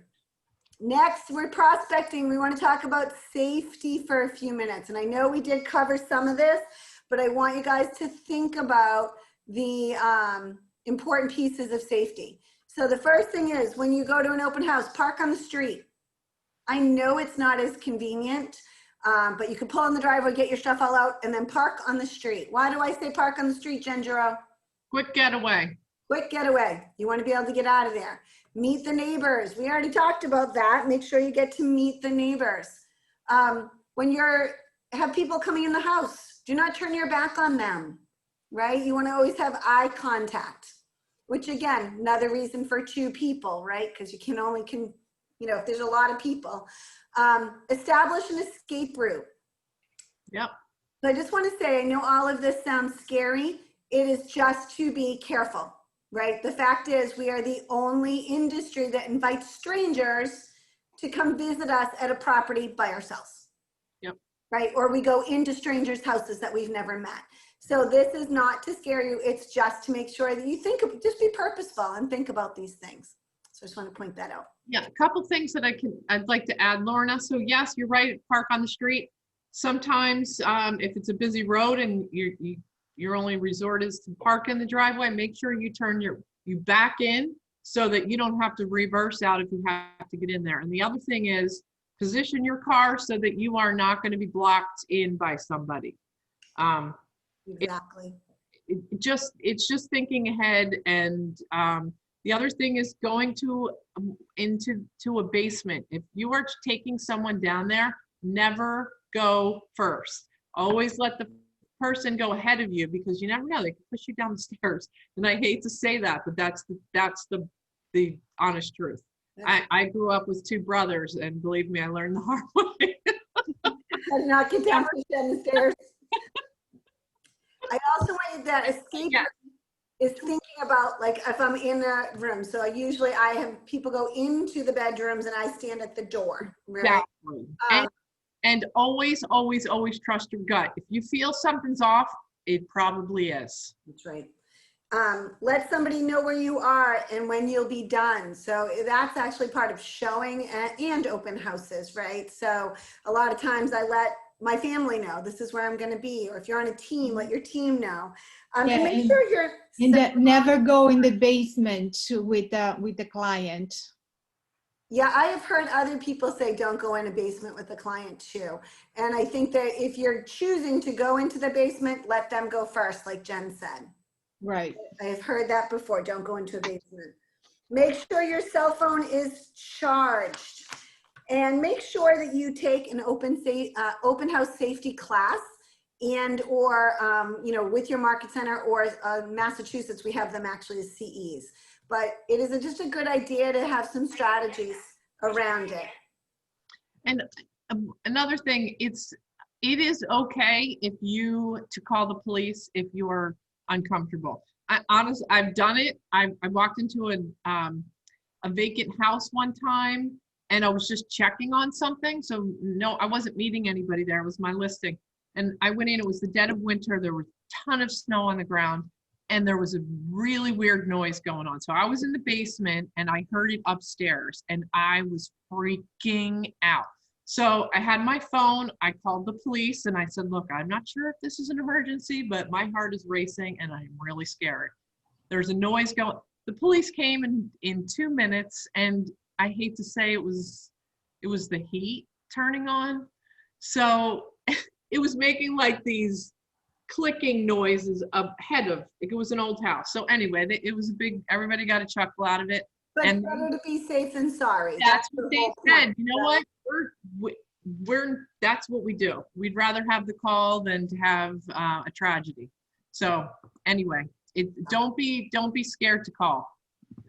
I love that. So keep in mind just safety first for all of you. Some people carry mace in different states. I don't know what all the different states have for laws. In Massachusetts, you do not need a permit. You can get mace. You know, have keys, right? So that the key is, you know, you've got your keys like this, right? So there's a lot of different things you can do. And please, please, please make sure you let people know where you are at all times. Any questions about safety? That was very quick. I know we've kind of talked about it throughout Ignite. All right, Jen, you're keeping an eye on that chat box for me, right? I am right now, yes. All right. The next, though, we've talked about prepare for the open house. We talked about prospecting. Now we talk about pursue, right? Which is that follow-up and the conversion. Remember, everybody, it's all in the follow-up. So now you've connected with somebody, as you can see at the top of my screen right here. Now you need to cultivate, right? And we talk about that through command. We've talked about that a lot. You're going to nurture them. You're going to make sure they're qualified. So we've captured their information. What's the first thing you do if you didn't have that little sign-in sheet, or you take your little piece of paper as soon as the open house is over and you're putting them in command, right? Any little notes that you learned, anything you learned about them, putting that in the notes section, finding out what areas they're looking at. Are they pre-qualified? What they liked about it, what they didn't, and qualifying whether or not they're ready to buy now, or are they waiting 6 months or a year? So asking all those questions, now you get a good sense. And does it make sense that we're going to try to make an appointment, right, with everybody? So we're putting them into command and we're cultivating them. We're going for the appointment. We'd love to turn them into active buyers, get them under contract and close, right? Who likes that? 2 thumbs up. Right? Yes, we want closings. So we have a question. Dana's asking, if you aren't the listing agent holding the open house, if you're holding it for buyers, do you follow up with people who said they already have an agent? So I do not. I follow up with their agent. I am going to tell you, golden rule, this is a small community. Even though we're all in big areas, lots of people, small community of real estate agents. So treat others as you would like to be treated. If they say they have an agent, you're not sending them. And this is what I teach my agents anyway, is we're not sending them an email. I'm sending one to their broker. And usually if their agent has done a great job at the buyer consultation, they've already told them. I will talk to my buyer, Jennifer, and I will say, hey, Jen, at the buyer consultation, listen, I love that you want to go to open houses, and I totally encourage you to do that, because sometimes I might be hosting an open house when you want to go to one. So you are welcome to go there. I'll let the agent know you're coming. And what I tell them is, I want you to write your name, and then I want you to write my name and phone number after it. And that's it. And then that way you don't get any phone calls, and they'll call me for any feedback. Lauren, I have a question. Sure. If you have a client, I guess we call them clients, that comes to the open house, they don't have an agent, and you receive all their information, how long should you email this person or even call this person if they don't respond? Until they tell you to stop. Oh. That's right. She's absolutely, so they are customers, right? Because they're not your client yet. Okay. You are absolutely corresponding with somebody comes to an open house and they sign in, that's giving permission for you to contact them. You are contacting them till they say, please don't contact me anymore. Okay. Right? I have a suggestion. Yes. I heard somebody giving this tip and I thought it was very clever. When you are alone, most cars have the alarm system in case somebody breaks. So you are ready with your key. If you not feel safe, you are ready with your keys, and you ready to make the alarm sound on. Because once you put it on, you just run toward the exit, and the person most of the time will get scared. I love that, and that's true. I have an alarm thing on my car, so great suggestion. Thank you for bringing that up. Yes, and thank you. I know you had your hand up. I apologize. That's okay. Lorna, All right. I was going to say too, you made a great point about engaging, with the other agent and not with their client. And that goes even as deep as if you're engaging with them at a private showing, or if they arrive with their client at an open house, all paperwork should be handed to the agent. It's little things like that show respect for the relationship between the agent and their client. And that will go a long way too. You can think, oh, it's not a big deal. I handed it to the client. The agent was right there. I wasn't trying to be underhanded. It's little tiny things like that people will pick up on. So please always, if the agent is present, you're engaging the agent. If the agent's not present and they're represented, you make it quite clear that you need the information of both so you can re-engage with the agent. One of the best phone calls you'll ever get, to Lorna's point, when you've had a great buyer consultation with your buyer, is when you're with your family apple picking or something on a Saturday and you get a phone call. Hey, Lorna, it's Tim Lindsay. One of your clients just came through my property, wondering when they want a second showing. That's when you've done your job, and that's when the community is respectful of each other. Because to Lorna's point, 80-20 rule, 20% of the agents are doing 80% of the business. You're going to run into these people over and over and over again. Play nice in the sandbox. Yeah, exactly. I love that play nice. And also, if someone is not playing nice, that does not give you license to act the same way. That's right. Just be professional all the time.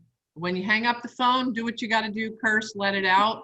Call Lorna. That's what I do. And you know what? It just brings professionalism. Not They just appreciate our company even more. That's the way I look at it. Yep. All right, so we're adding them to a touch campaign, right? We're making sure, and I know this is not a touch campaign class, so I'm not going to go over that too much. But you do know we have smart plans, correct, everybody? I forgot to share my screen. Hold on. all right. I think we have a couple questions here. Let me. All right. Where did I just put them? Chat. Okay. So okay. What is Invisaware for safety? I don't know. There is some jewelry that you can get that has an alert system. There's a necklace, a bracelet. There might be a ring even too. But basically it alerts to like 911 or to your top 5 emergency contacts. So Yeah. Google safety jewelry and you'll find stuff like that.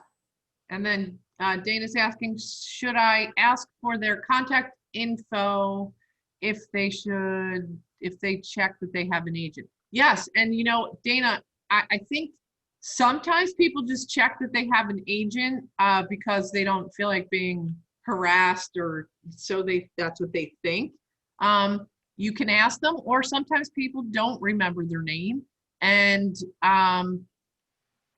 you just have to be really careful. If somebody says that they're an agent, all you can really do is just show them that you can provide value and hope that that is enough for them to reach out to you directly.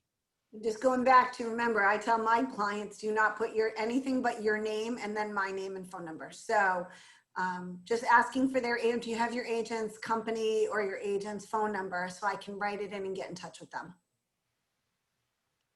Did that answer the question? I think, yes.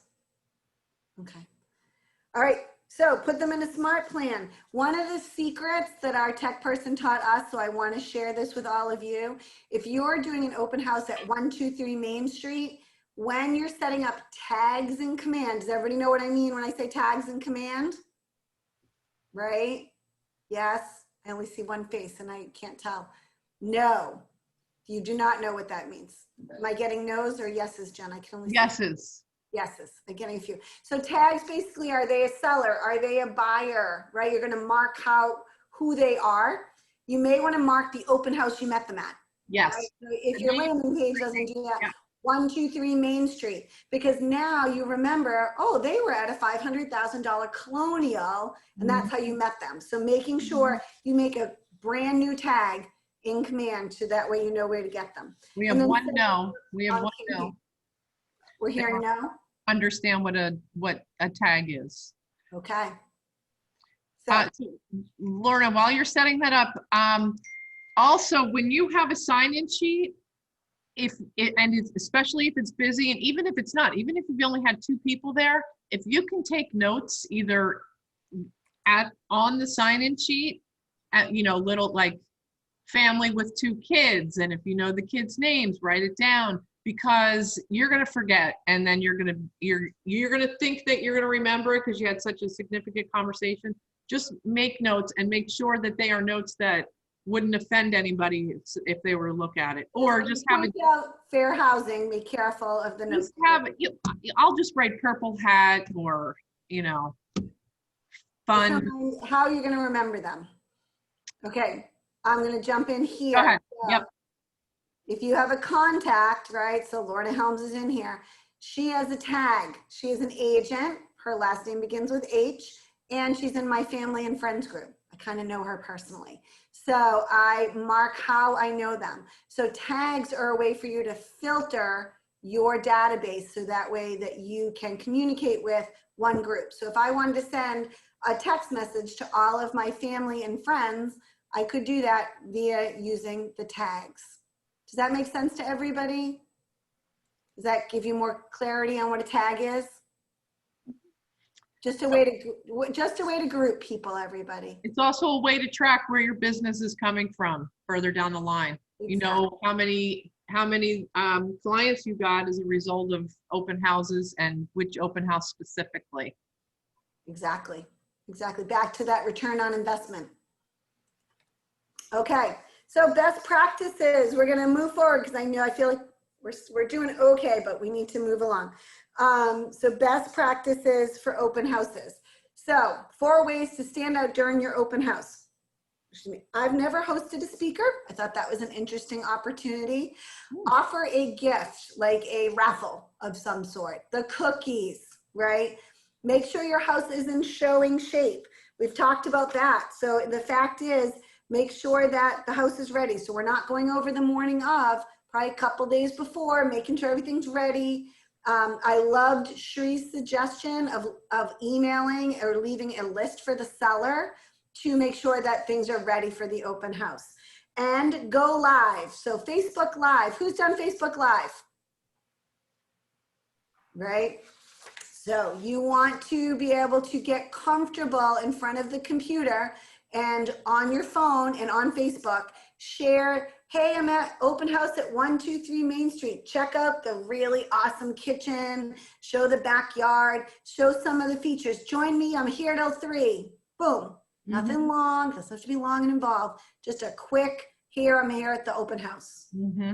And or even the Thursday or Friday prior, if you're at the property, and believe me, it's uncomfortable to see yourself and to hear yourself on video. It's not fun. You just have to get past it, either hold it yourself or have someone hold it for you, and just show like one little snippet, one little cool thing about the house, and that's it. Look at this. Had Dominic the donkey. I had a listing that had a donkey. That thing took off like crazy. All it was check out Dominic the donkey. Come see him on Sunday. Blah blah blah. So many views from that. And then he turned into like the spokesperson when it was sold. We said Dominic went to a new home.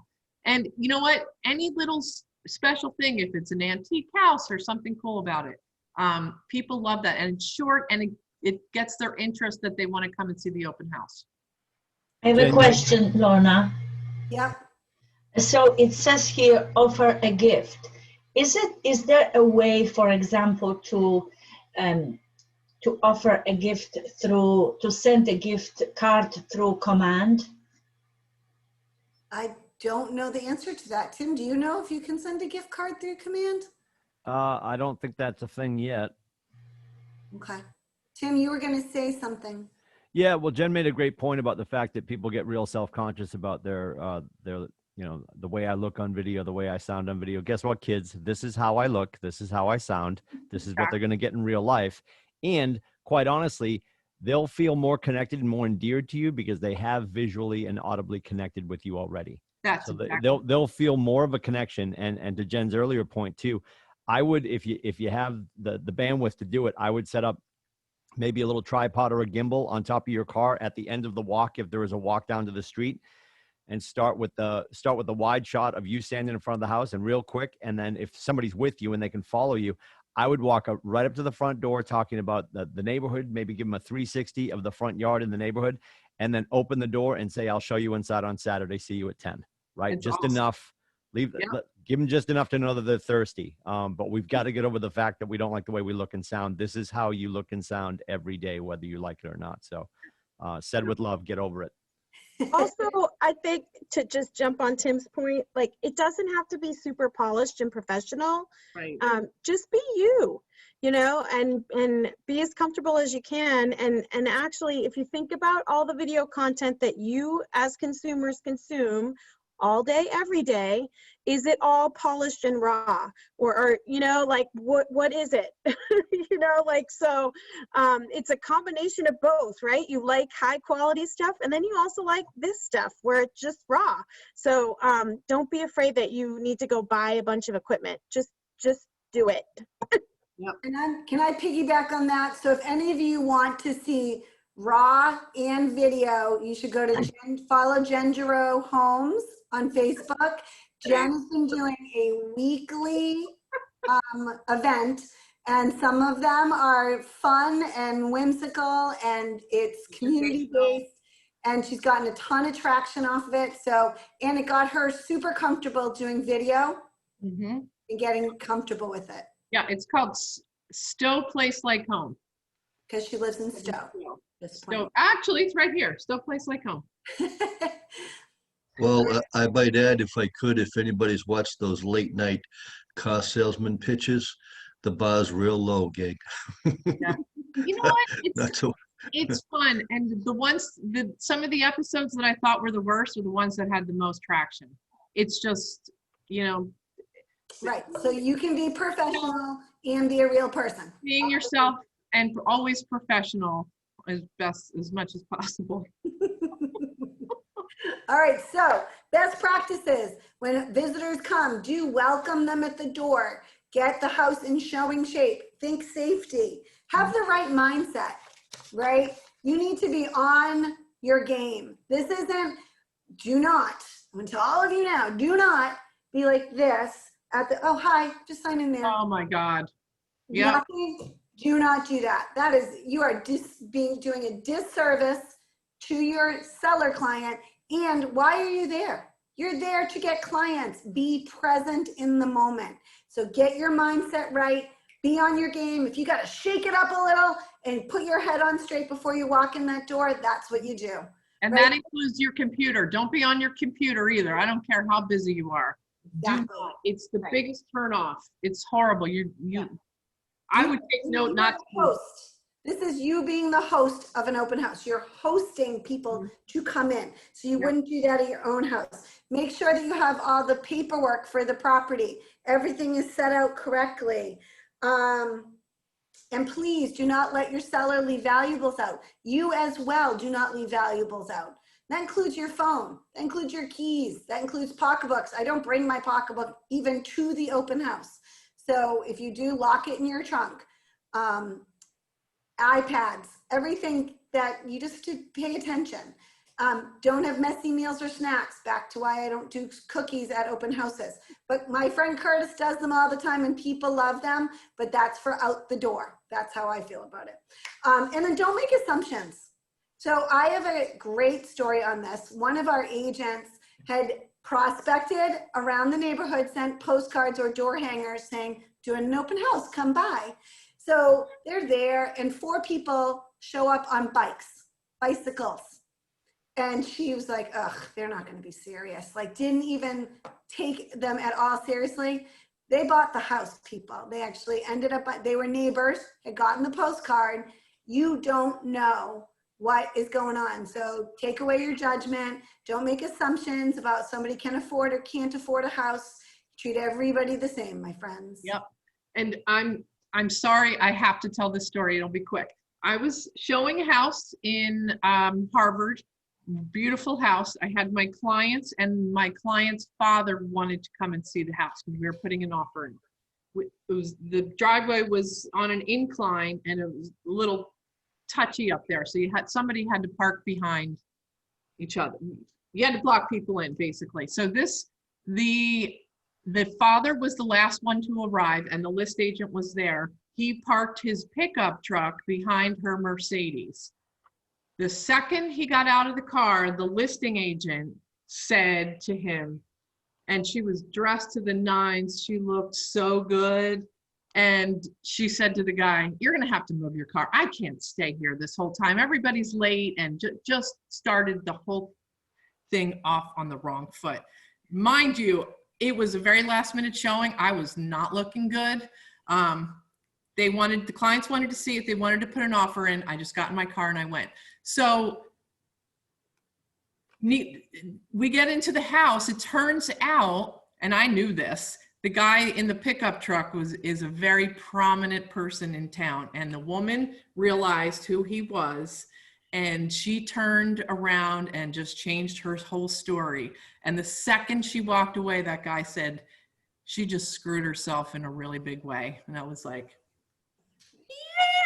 Be kind, that's the lesson, right? Be kind to everybody. you never know. You never know. And she called me, I'd say for a week and was nice as pie. So you just never know. And it's a shame. And you know, he looked as bad as I did that day.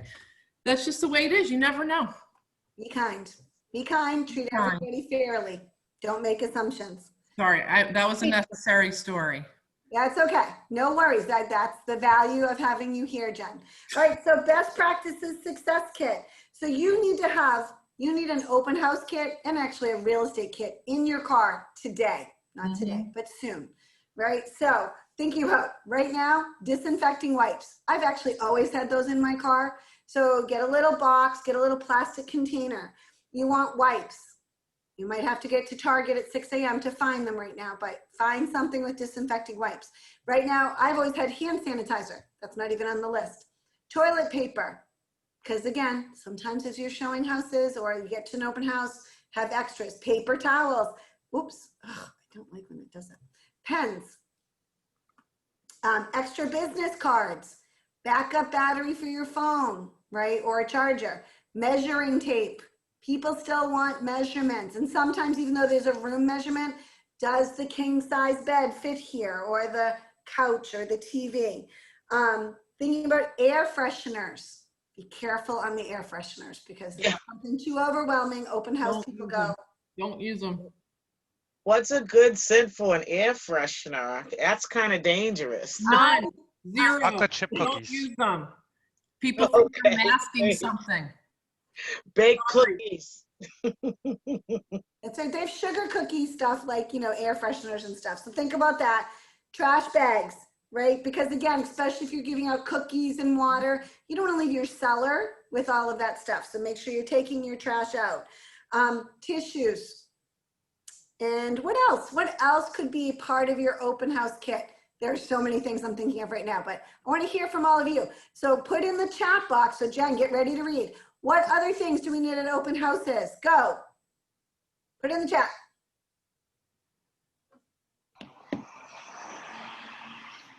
What do we got, Jen? I don't see anything yet. I see things going. Hold on. Okay, do I see it? Okay, screwdriver, trash barrel, gloves, clipboards, hand towels, Mask. Windex, maybe a candle. Candle, I'd say not safe with little kids. Good idea though. Booties, speaker, music, power tools, laser measures, phone chargers, consumer disclosure, flashlight. Ooh, I love the consumer disclosure. An offer, that's good. Whoa, right. Water only, donate to the food bank instead of buying food. Info sheets, gums, Band-Aids, that's awesome. Band-Aids, absolutely. I can't tell you how many times I wish I had one. Yes, first aid kit, that's brilliant. A smile, bottled water, welcoming attitude, yes. I love that. Who said that? That's a great one. Pranita.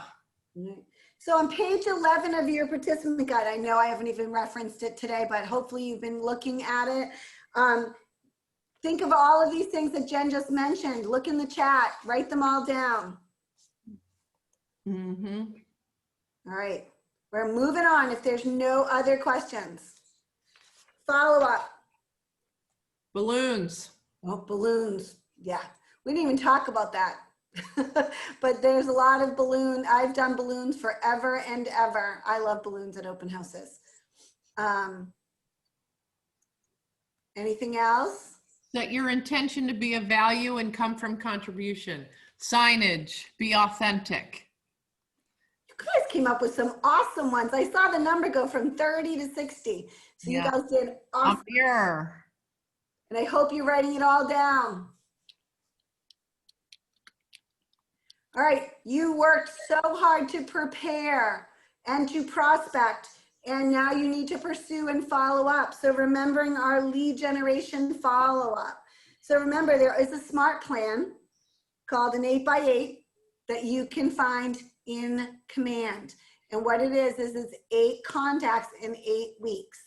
You can customize that. It could be 8 contacts in 8 days. So you want to get these people on a follow-up system. Does that make sense? Because this is your main goal, is to get into relationship with people.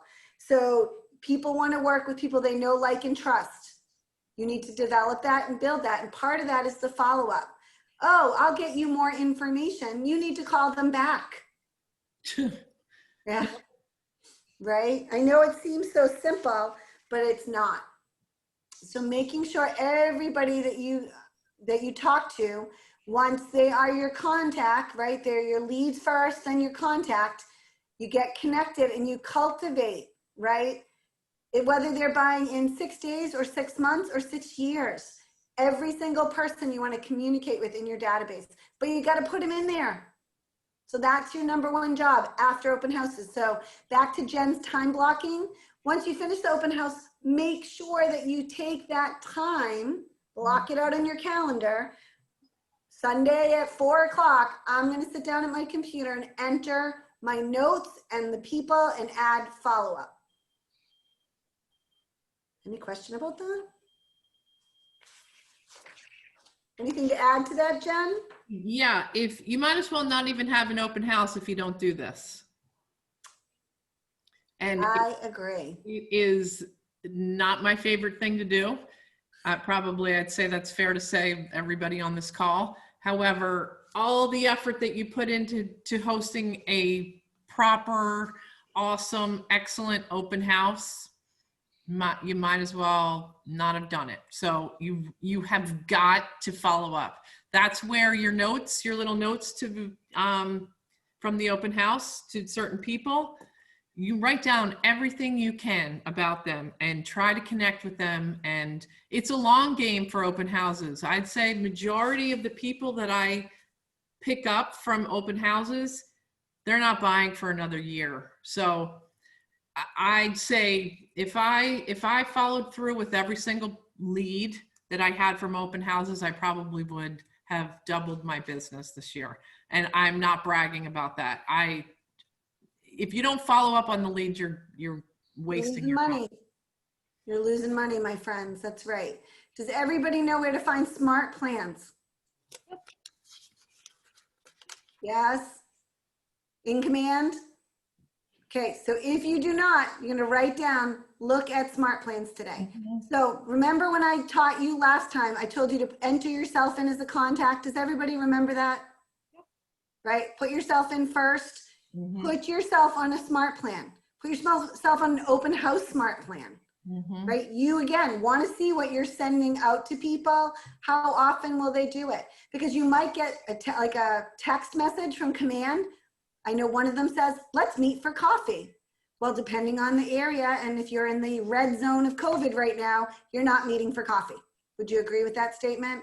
So you want to make sure that you can go in and edit any of these smart plans to be customized to today's world. Does that sound fair? All right.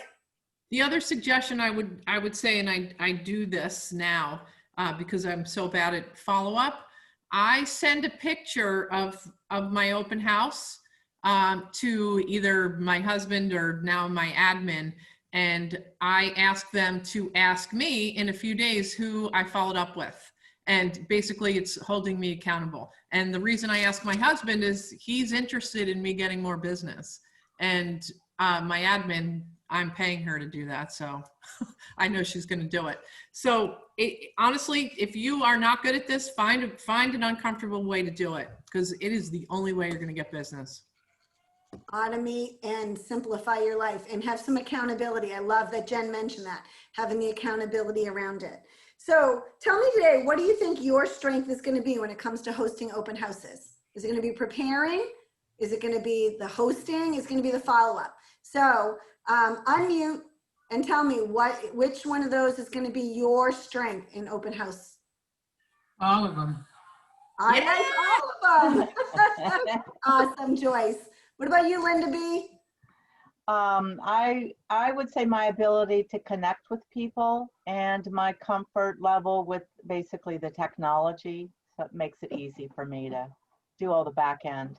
Awesome. I'll also say that 13 Temple Ave that we looked up, Linda covered an open house for me at that address. And I will tell you what I loved as a list agent from Linda. She sent me a follow-up email. I think it was like within a few hours of the open house. And she told me the negatives to the house, the positives, and her opinion on price, which I was not happy about, but she was actually correct. So, I mean, I think. And then the people that showed up. I think too, I included the how many people showed up. Yep, you detailed follow-up so that I could follow up with my client. Right. It was awesome. So believe me, the way you act at someone else's open house is definitely being watched and noticed. So there you go. So thanks, Linda. Thank you. All right. Thank you for the opportunity. Any of you coaches need more persons cover your open houses. Whatever state you're from, make sure you find the coaches if they're selling or somebody in your market center. In mass. All right, Jessica, find someone in your office. That's your job today. Find an open house. So I need 5 ahas, and then we're going to start on script practice. So give me what did you learn today that you didn't know before we started the day? I had a quick question. Sure, Paul. I know we did all the prepping and campaigning and marketing and for these open houses. When the clients are walking in, how are you actually conducting them physically? I know I heard last week, don't ever end in the basement. That's the last thing they remember. But obviously you can't ask each and every one, what's your favorite room? I mean, where do you start in the kitchen and go around? Or... So I always start at the front door everybody comes in the front door of the house. So even if the sellers say, oh, we never use that front door, you're always starting at the main focus of the house, that front door, right? Depending on the layout of the house is how you're going to set it up. Typically, I'm showing living areas, then they're going either upstairs to bedrooms or down the hall to bedrooms if it's a ranch. Then I guess I never thought of not ending in the basement, but they go in the basement, they come back up to say goodbye because they're going back out, usually out the front door. Even with COVID, sometimes they are going out the back door, but they do need to come up to the main part of the house again. So that's how I would do it. And again, greeting them when they walk in, saying hello, welcoming them. That's the main thing I want you to take away. Hey, Lorna, quick question on that. Regarding that last question, I was always taught that you show the worst house first and show the best part of the house last, because that's going to be the lasting impression. You know, that's what they're going to remember when they leave the house. Is there any truth to that? What's your opinion on that? Well, again, if you're showing, like talking about one house and you're showing them around the house, obviously, again, it is going to depend on the layout and the kind of flow of the house. I mean, again, for me personally, 27 years, I've showed the house, go down to the basement, show the garage, go to the backyard. It will depend on the buyer, on what their interests are. If yard is important, maybe I want to show yard last, right? But again, follow your flow. Jen, anything to add to that? I would say put your best foot forward. I show the nicest thing first impressions. I mean, and sometimes I learned from Lorna that always bring them to the front entryway because people want that. What do you feel when you walk through the front door? If that's not, you know, if it's covered by shrubs and all that, I'd either try to get the seller to trim it, cut it, get rid of it, or make a different entrance that makes you feel comfortable and want you to go in the house. Sometimes people drive by a house and they say, there's no way I'm going in there. It looks terrible. Yeah, and quite honestly, was it Al that asked the question? Yeah. Yeah, I'd lean into the first impression first and foremost, and quite honestly, just ask the question. Al, nice to meet you. What would you guys like to see first? If it's an open house concept, and obviously right now we're doing, for the most part, singular tours. Right. And if you can be with them, whether they're agents with them, I'm asking their agent or I'm asking them if they're an unrepresented buyer. What would you like to see first? Because if the guy's an engineer and he wants to make sure there's a Buderus furnace, I'm going to bring him downstairs. Otherwise, I'm not Buffalo Bob. Like, hey, it puts the lotion on. We're going into the basement first. Like, I'm gonna if they're a kitchen person, I'm gonna show them the kitchen. If the kitchen's gonna sell the house, right? They're like, let's come to the basement. This sucks. You're gonna hate it. And then we gotta sort of like backtrack at that point and hope they love the rest of the house. There's no wrong answer. Lead with a question. If you always let them drive, you're driving, but they get to point you in the right direction. And if they're like, we'd love to see the master bedroom. Sure, we'll start upstairs. Done. Right. Gotcha. So I don't overthink it and let them always be in control of the transaction from the moment you meet, and they're going to feel heard and cared for, and it's going to help you win the day. And also oftentimes, Tim, you have a couple, and the one's an engineer and the other one, wants to see the back deck so she can entertain or he can entertain. Go with what you're comfortable with. If you're a party person, go with the wife and check out the deck. If you get her on board, 9 times out of 10, they're gonna, women are the ones that rule the roost. I'm sorry to say that. I'm sorry. Find the driver is what we're saying, right, Jen? Find the driver, whoever that. Sorry, I'm sorry, Lorna. It's okay, Jen. We'll keep you on track. This is why we work together.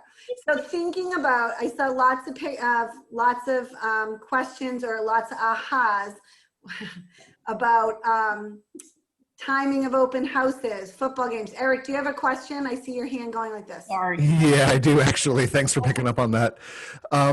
Any differences in terms of kind of operating protocol between like having a house that is furnished and it's obvious that people are either still living there or it's been staged versus a vacant house? I would assume that there's a little bit more room to kind of let people kind of mill about and do their own thing. In a vacant house, versus having, having to watch for like the safety things in terms of like making sure they're not like lifting stuff out of the bedroom and things like that. I think a vacant house would be a little bit easier, but I don't want to make that assumption without asking the question.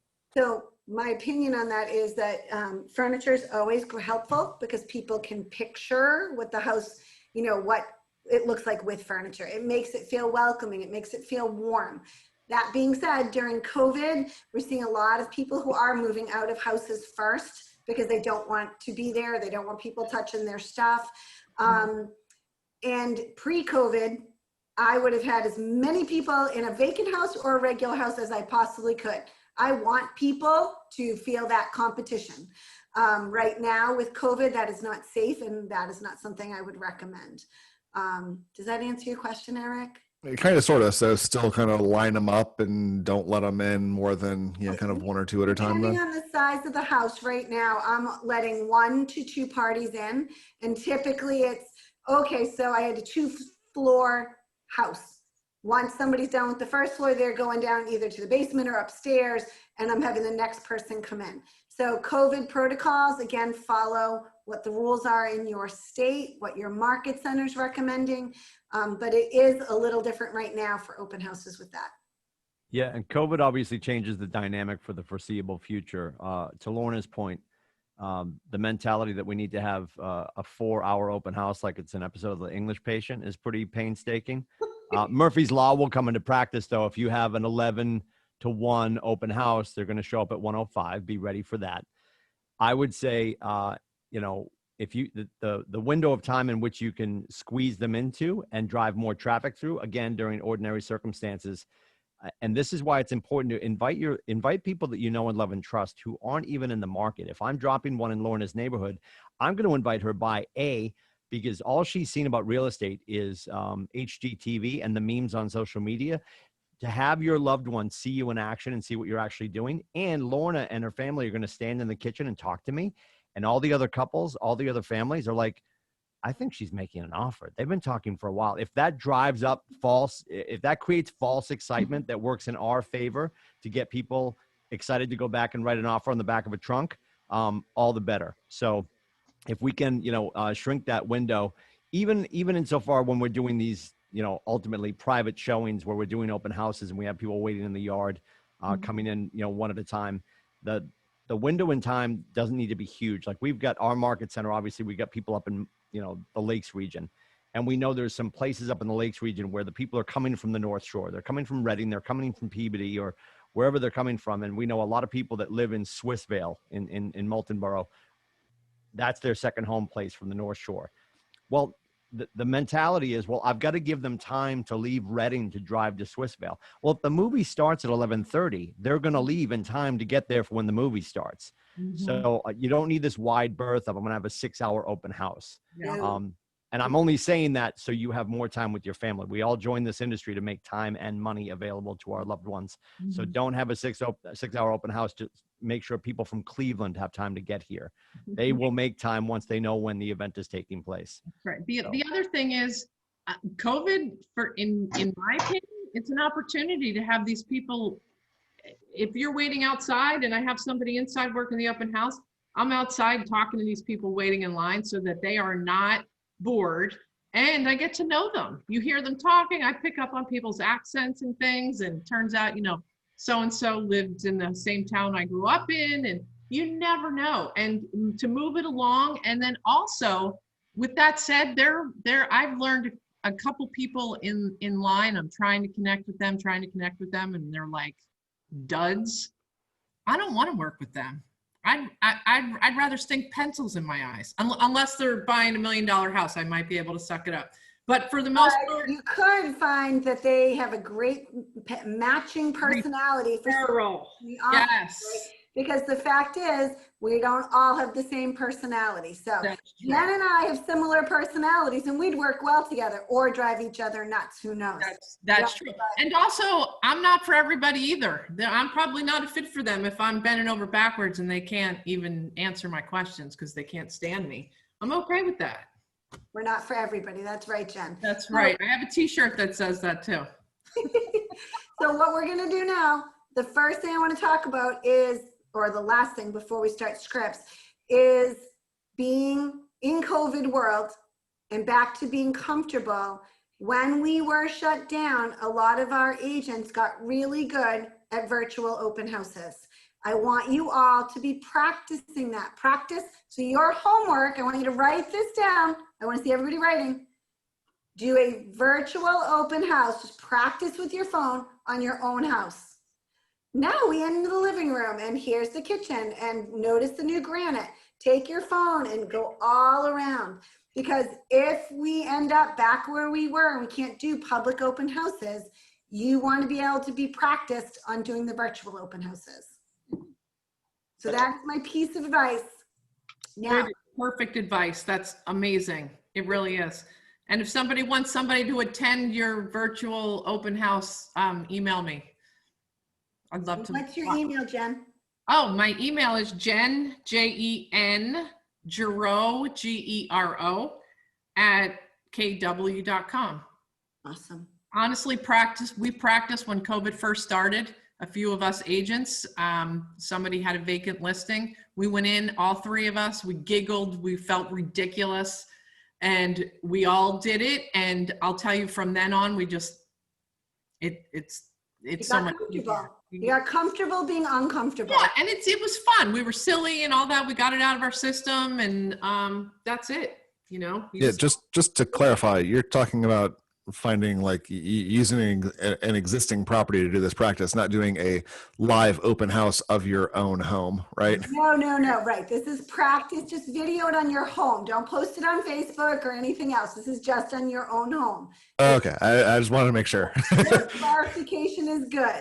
Or if you know someone, an agent that has a vacant open house, ask to go over and practice. Yeah. How long do you suggest? No more than 60 seconds or? That's a good question. 2 minutes? That is a good question. I would say probably for a whole house, you're probably going to be doing like at least 3 minutes, 4 minutes to just kind of touch on the big stuff.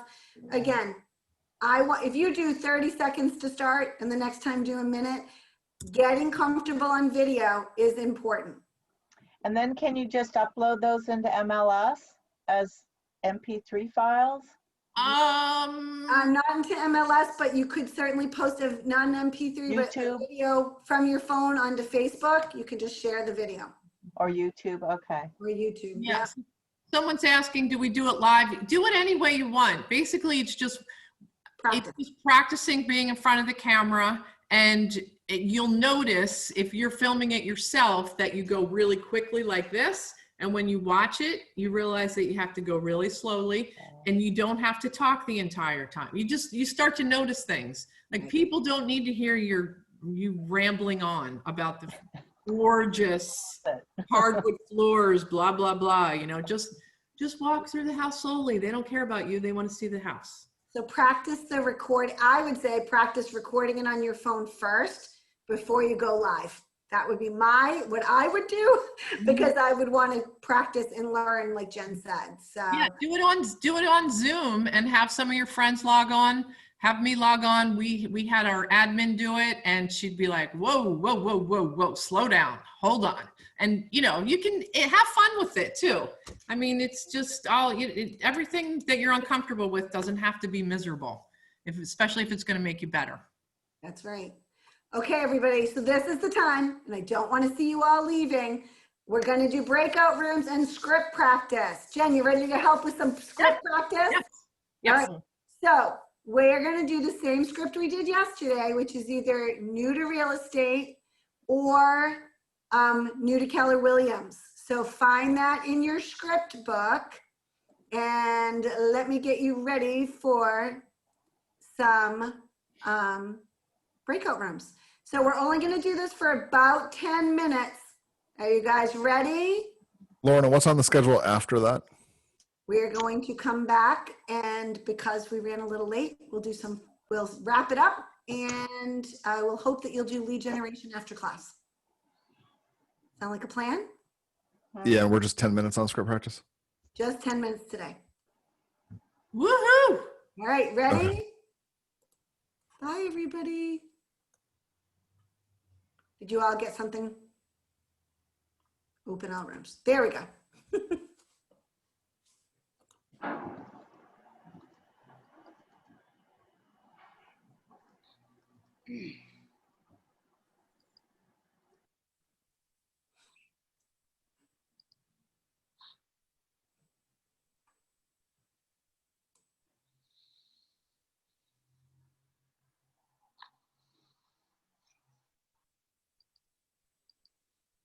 Donna, did you get something asking you to join a room?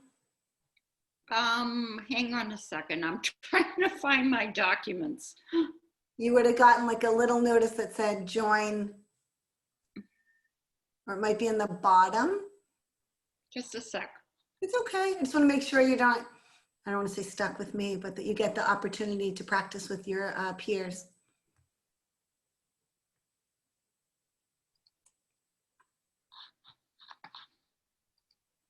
I don't know. I seem to have lost everybody here. Yep, so it should show on the bottom somewhere. You should have gotten notification. I can resend it that says join this room. So let me find out where you are and we'll have you. Let's see. It should ask you to join. Oh, there, she figured it out. Okay. Everybody else who's on here is probably driving or doing something else, but if you didn't need to get into a room, let me know.